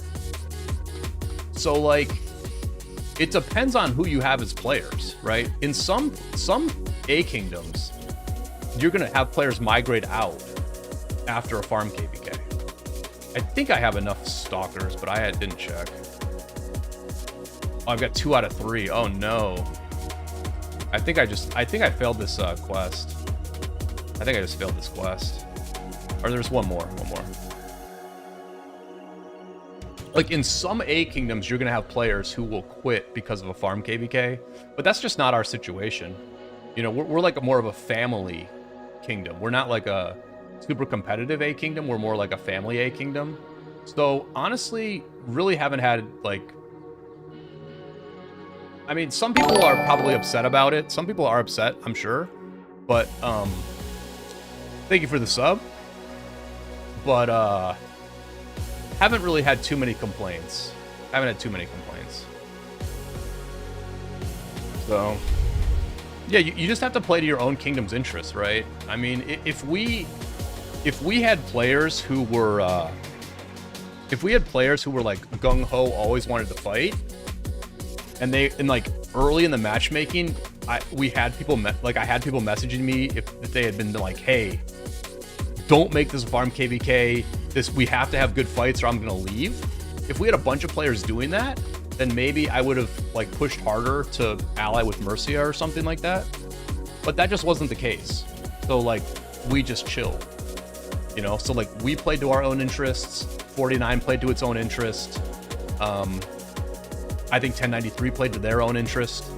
And, you know, 3672, I guess they played to their own interest as well, which their choices were interesting here. Like, 3672's choices are interesting here as well, right? Like, their choices are interesting because they could have allied 1093. They could have allied 1093, but they chose to ally us instead.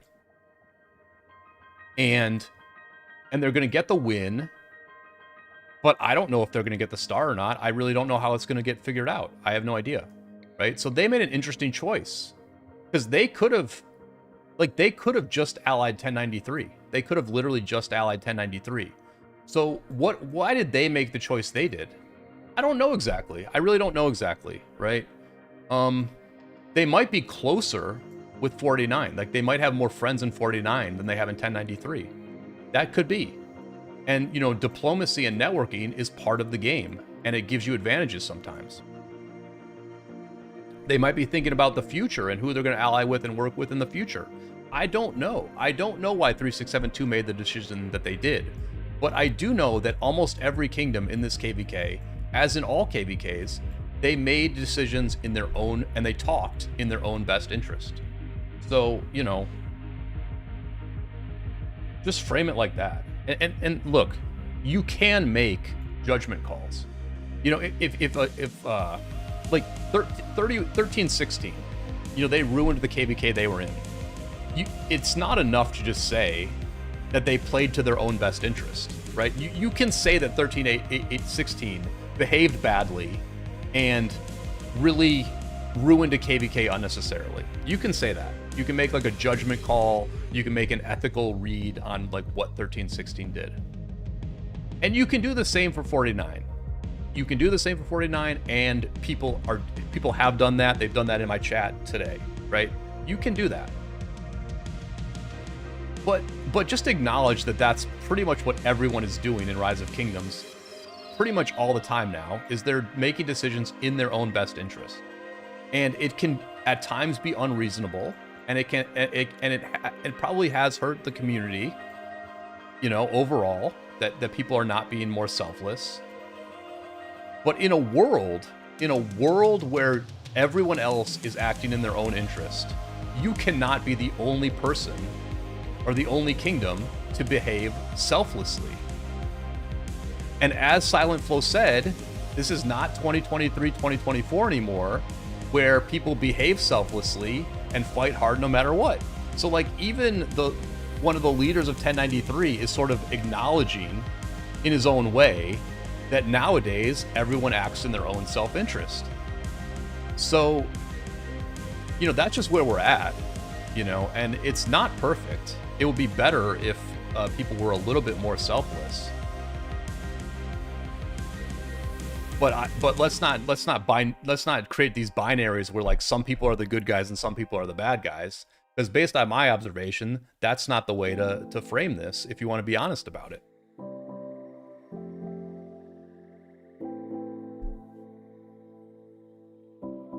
Yeah, people talking a little bit about like what would happen if they had canceled 1903 and 2728 most likely not registering with them. And then all the other big kingdoms are... Yeah, I mean, the issue now is that they're just off cycle. Like, the issue is that 1093 and 2489 are off cycle with 3308 and 2359 and 1365 and stuff. And I don't think that canceling would have fixed that, right? They might have had to cancel like twice to get on cycle with them, and that's just like not viable.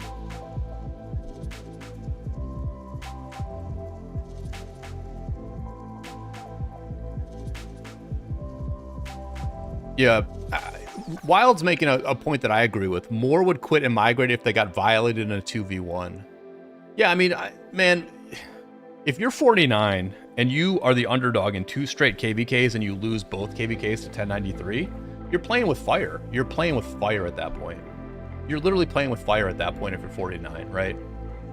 I mean, this is a kingdom that has had a huge migration, had a good, as far as I know, had a good performance in their last KvK, but they lost. They lost in very disappointing fashion, right? So if you lose again to 1093 in sort of the same way, it's a tough spot, man. It's a tough spot. And then your choice, your other choice if you're 49 is just to kind of like stick it to 1093. You get the better ally, you win the KvK, you control the map. You know, you walk, it looks like we might just walk into their zone 6. Like literally walk into their zone 6. So like it's not like a great win against 1093, but it is a win. I mean, it doesn't count for anything.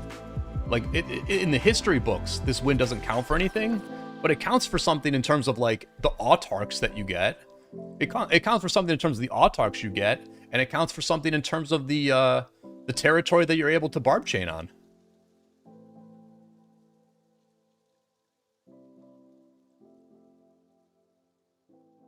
So,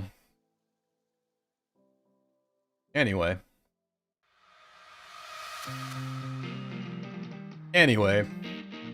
we got about, we got 12 minutes left on this. Stalker's coming in 2 minutes. I need to get one stalker, so we'll do that. But I do appreciate everybody talking. Even if I disagreed with people at times, I do very much appreciate the conversation. Wasn't planning to get into all the Diplo, but you know, the conversation opened things up, and you know, at the end of the day, I will be honest. I will always be honest with people, You may not like my opinions, and that's fine. I will strenuously articulate my opinions, but I'm really not. I'm not bullshitting anybody. I'm not bullshitting anybody. There's no hidden agenda. I am saying what I think, for better or worse. You may not like it, and that's fine. You can say why you don't like it, and that's how people listening figure things out, right? They hear both sides, and then they decide for themselves what they think, right? You know, get the information out there, let people decide. That I'm fine with that approach to life. And if the world does more of that, like honesty, put the information out there and let people decide, I think the world is in a better place if we do that.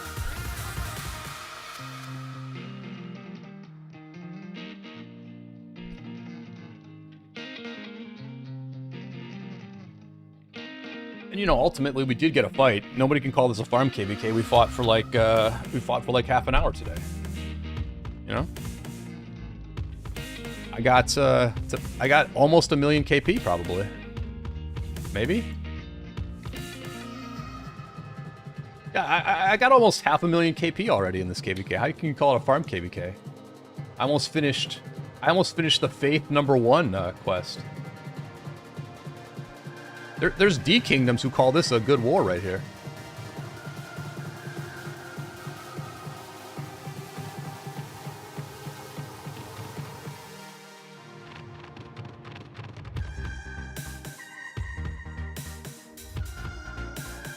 Yeah, you know, I think it sets up pretty well, right? The way things played out, I feel like it sets up fairly well for all these top Imperiums to get on the same time schedule, right? Because like those other kingdoms are completely drained, right? Like they had a hard war, they had a very hard war, so they want to rest. They want to have a bit of a break and rebuild their speed ups. So those kingdoms need a break. 1093 and 2049 get out of KvK fresh. They can go right back into a KvK. So maybe all those kingdoms can queue together next time. It might work out just fine for that.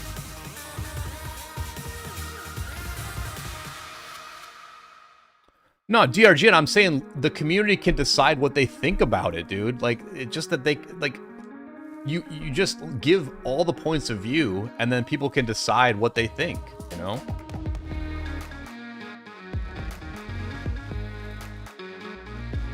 I mean, if you hear me articulating the points that I've made on this stream, and you still think that 49 is worthy of criticism for how they handled the matchmaking here, then you can think that. That's fine. That's fine. But, you know, not that I read Facebook very much, but I would imagine that some of the points I've made today have not been articulated before, as far as what 49 was thinking about when they made the decisions they did. Because I think what I've articulated is that they made rational decisions. You might not like them, and they might not have been good for the community, but I think they made rational decisions. You think it'll be okay for 2049 and 1093 after farm KvK to fight versus Drain 2359 and 3308? Well, I would imagine they're going to get a bit of a rest, right? I mean we've got we have 31 days left in our KvK, and 2359 probably has like 14 days left, right?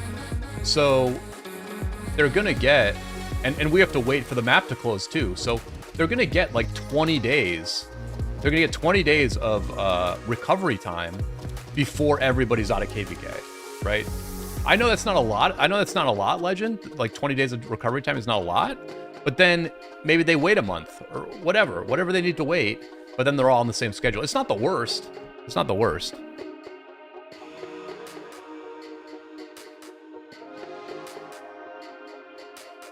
Wild saying, and that is mostly from Diddy Seed players who know nothing about the game. They think 49 are whales, which equals bad, and 93 are free to play, which is good.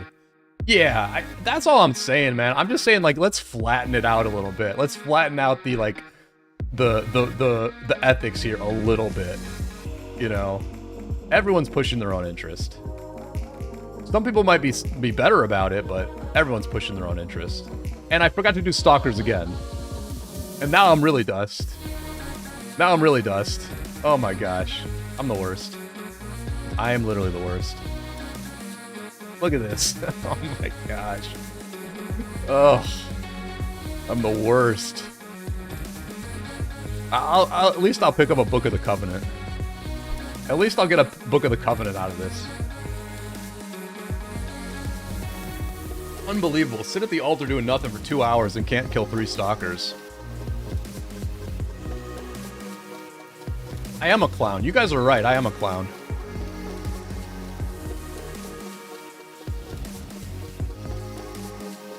.1093 could only...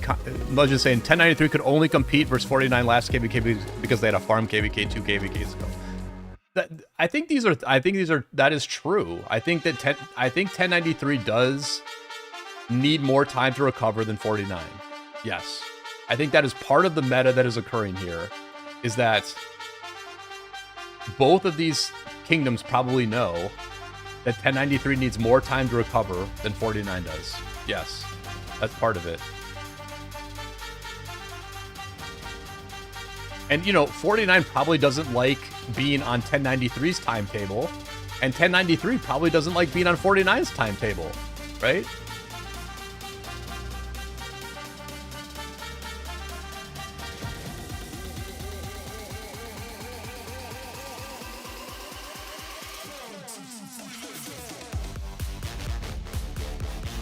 But listen, it's definitely more fun when we settle this all on the field. You know, it's definitely more fun when you settle it on the field. The war of words is, the war of words is just full of a lot more bullshit than settling on the field. Not that Rise of Kingdoms actual fight, not that like the actual winner and loser in a war is like, absent of bullshit because it's a pay-to-win game.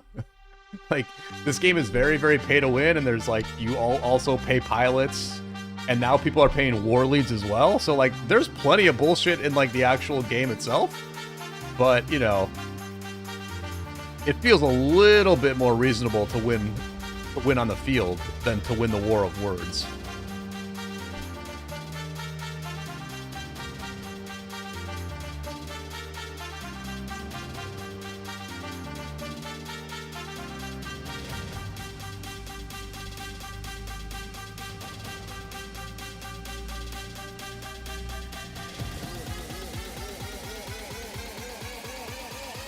Wild is in 1093, by the way. For people who don't know, Wild is a player in 1093. So you're getting, you know, it's interesting to hear people's perspectives because, you know, someone in what did I say?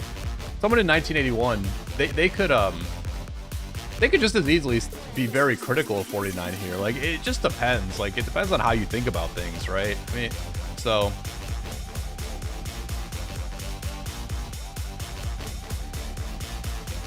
But yeah, I think people who are in Imperiums, they probably just understand like the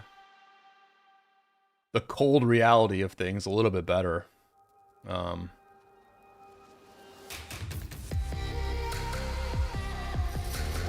You know, yeah, I mean the stakes are very high in Imperiums.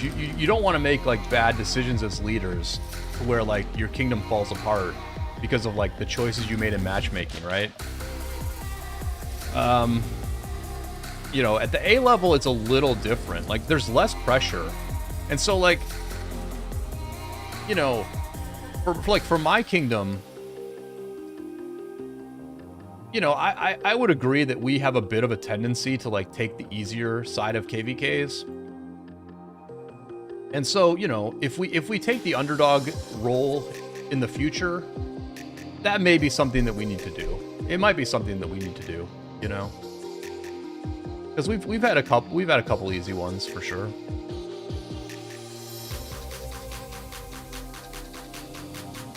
And maybe that's true at the Imperium level. Like maybe it's true at the Imperium level. But you know, look at what Imperium kingdoms have actually survived. Like look at what like old school kingdoms are still thriving. You know, like 1365, they have a reputation for really, really like managing the diplomacy, being hard asses in the diplomacy, and like almost always being the favorite. Like 1365 has a reputation for like always trying to get an advantage from matchmaking, like always. And they've actually survived. Like they've survived. Okay? So like you can say that what 1365 does is wrong. You can say that. But they've outlasted many, many serious Imperium kingdoms who maybe sometimes were like, hey, let's do the right thing. Let's do the right thing here and be the underdog in this KvK. And sometimes that kills kingdoms. 1365 has sought an advantage always, and they're still alive. So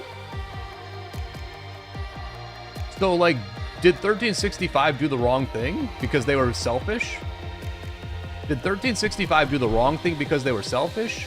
Or did they do the right thing because they were loyal to their player base, and their player base is appreciative of the fact that they've been part of the same team for many, many years?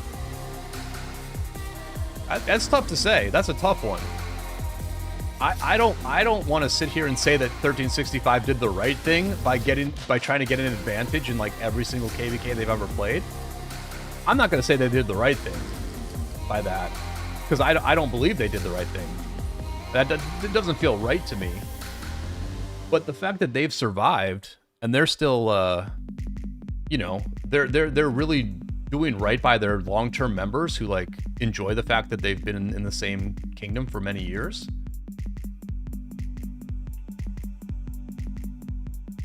That makes it less wrong. That makes what they did less wrong. The fact that they've been successful by doing it. It puts the game in a very tough spot. But there's a reason. There's a reason that kingdoms do it.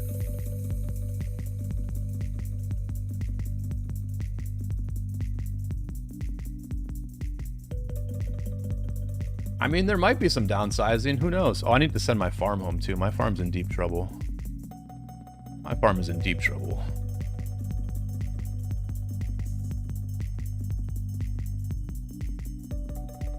We may or may not be having some active players hide here to ambush anybody who comes to clear the. Look, they're already coming. Look at this. Mercy's already coming out. Oh, shout out to Chicken Joe. I think Chicken Joe was in the chat earlier, if I'm not wrong. I believe Chicken Joe was in the chat earlier. Yep, Chicken Joe. Yep. Shout out to Chicken Joe. Chicken Joe was trying to kill some AFKs, but he might have run into it pretty hard here. Chicken Joe might have run into it pretty hard.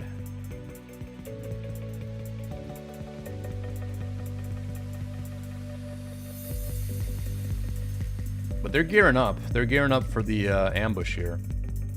Muse is in trouble. Sam's in trouble. Ali Tariq. Wasn't Ali Tariq in the chat earlier? Ali Tariq, get out of there, buddy. Oh, I should, let me give it a notification here. Here we go. Let's do this.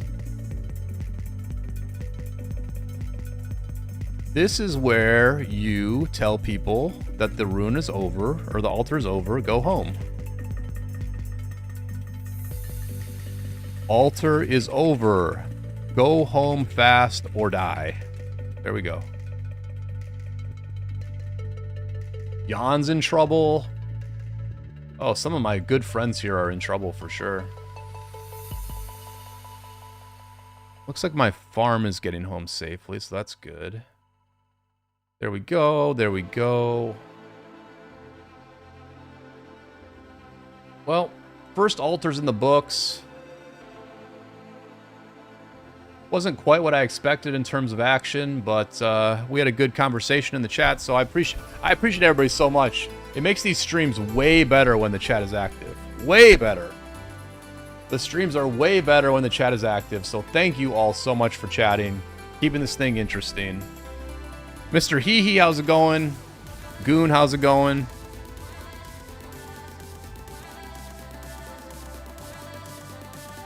little bit. It looks like a little bit of talk about the last KvK that I want to read here. It's kind of interesting. Yeah. So one thing I do want to point out is that I don't think. Is it true that 49 didn't destroy a single 1093 flag in the last KvK? Like for those people who are saying that like 49 wasn't the underdog in the last KvK, like is it not true that 1093 didn't lose like a single flag in Kingsland? That's pretty friggin' strong. That's pretty strong right there. Wild saying 93 had downtime and 49 didn't, and 49 was still struggling to burn them even during downtime. 93 has more mains and are better at using farms. If you don't want to acknowledge that troops are important, then you're just a Lulu. Yeah, I mean, so it's interesting, right? Like, it's interesting. Like, in matchmaking, when you're doing matchmaking, do you go just by numbers, or do you give some kingdoms credit for, like, being better than their numbers, right? Like, when we're evaluating whether, like, 49's camp is the favorite against 1093 or not, when we say that 49 is the favorite, are we disregarding, like, the skill level of and the execution level of the kingdoms involved? Because, like, as a kingdom that punches above its weight, which 770 does punch above our weight, I don't really love the idea that, like, we have to we get penalized during matchmaking, during diplomacy, for being, like, better than our numbers, right? That doesn't quite seem fair. Because then it's like, because that sort of, like, neutralizes your entire advantage, right? Like, your advantage is that you play good. But then if you have to factor that in to what the diplomacy is, then it sort of just nukes the advantage anyway. So, like, I don't know if it's right to say, like, well, yeah, but 1093 is really good. Like, you can't just look at the numbers. You got to consider the fact that 1093 is really good. I don't know if that's fair or not. But it's just something, and I don't think it happens. I don't think for the most part that happens in diplomacy. I think mostly in diplomacy, people don't get credit for punching above their weight for the most part. And yeah, anyway, I think that's fair, but, like, yeah, it just, what Wild said got me thinking about that too, you know? More troops will win every time when the stats are sort of equal. I mean, yeah, look, I mean, the whole power thing is crazy to think about because, I mean, to be fair,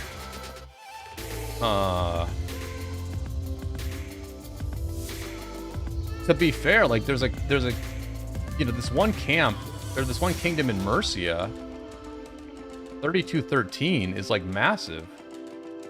Where were they? Or 3212? Yeah, 3212 has, like, massive power, 20.1 billion power. Like, really, really big power. And they're just, like, part of Mercia. I'm pretty sure. Or I might be out of my mind right now. Am I out of my mind? I think I'm out of my mind. This is 3213. Anyway, I'm pretty sure these guys have a ton of power too.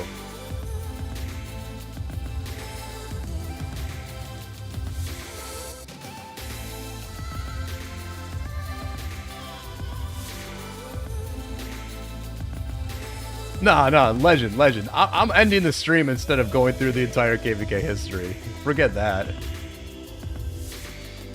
I mean, I'm sure it doesn't look great.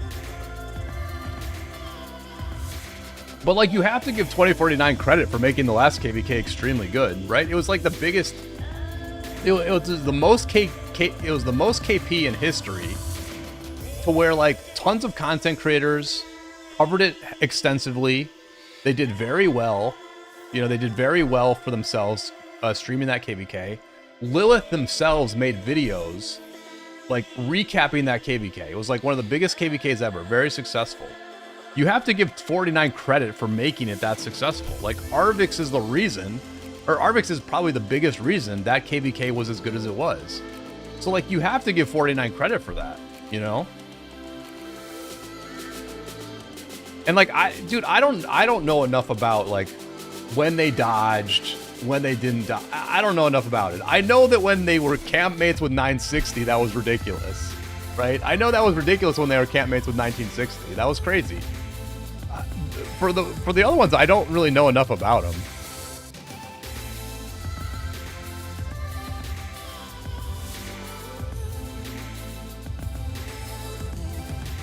Yeah. I've seen that before. I've seen that stuff before. I mean, I don't know, man. Like,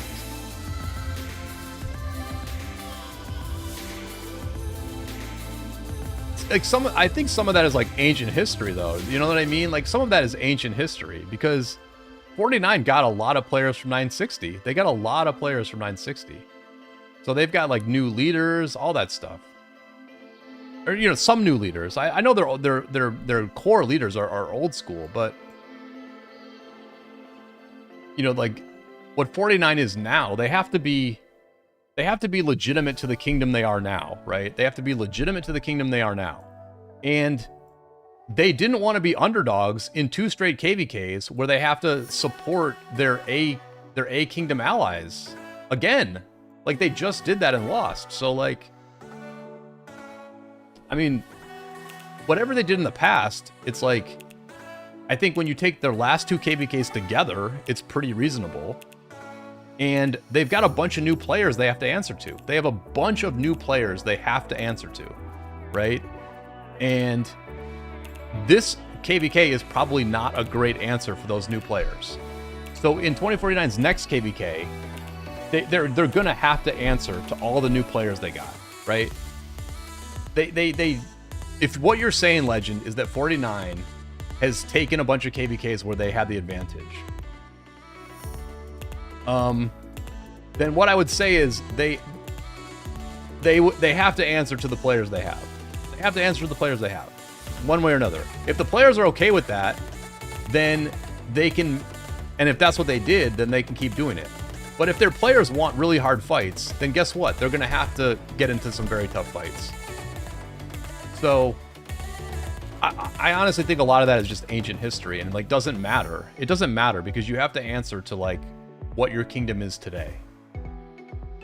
Now, do some leaders have a tendency to get the advantage more often than others? Yes. Yes.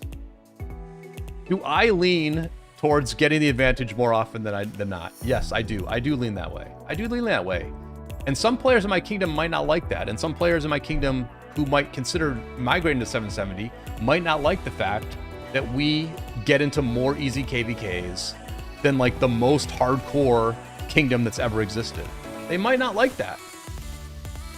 And so they might not come here, or they might migrate out. Like, you have to answer to like your player base and do what the hell you want. Schmuck, how's it going? Shout out to King Schmuck.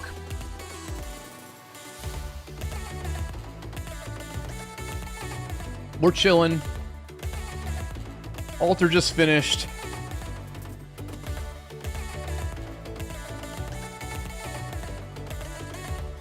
Just looking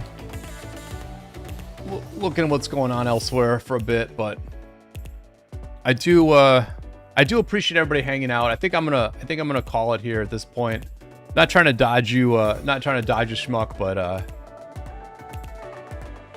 I think we've gone through most of it. The KvK is fine. We're chilling. Schmuck, we're just chilling. We're chilling. We're chilling. That's the KvK. We are just chilling. So,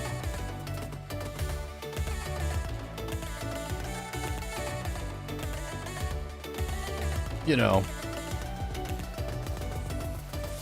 as a community, we should strive to have fair KvKs for sure. Like, if anything in my my talking today has been misconstrued, or if I've misconstrued myself today, the thing I will say is we should strive to have the fairest KvKs as possible. We should try to generate good fights. That's what everybody wants. Leaders have so much pressure and leaders have to put in so much work that sometimes leaders tend to want the easier thing more than the players do. And that's unfortunate reality of being a leader. We should strive to have fair KvKs as much as we can. Sometimes it doesn't happen. You know, probably I'm just not that judgmental anymore about this. I'm less judgmental than I used to be. So that's kind of where I fall. But everybody's entitled to their own opinions. It keeps it interesting. Yeah, the KvK Diplo log was a shit show for sure. I was basically uninvolved. I was uninvolved for most of it, and then I got involved one night, and I immediately regretted it. So, like, the real lesson about Diplo, if you want to take one thing away from this KvK, one thing away, the thing to learn is that most of the time, if you're just in the Diplo chat, but you're not, like, assigned to be the lead diplomat, generally speaking, it's better to just say nothing. Just say nothing. It never helps. It never helps. So, yeah. We should just have less people talking in some of these diplos. You know what? Honestly, in the two biggest matchmaking diplo dramas that I've ever had, in both cases, actually the three biggest diplo dramas I've ever had, in every single case, you had people just popping off, insulting the other side quite a bit, and that really hurt things. It really hurt things a lot. Like, in all three of the worst diplo dramas that I've ever seen, they all had tons of insults and tons of arguing. So there's something to take from that, which is like, just don't talk. Just don't talk. Just sit there, you know, collect the log, collect the history books, collect the logs for the history books, get the receipts, but don't say anything. Let other people talk. Just, that's always going to be better. And listen, now you know, and knowing is half the battle. So until next time, I will see you all on the flip side.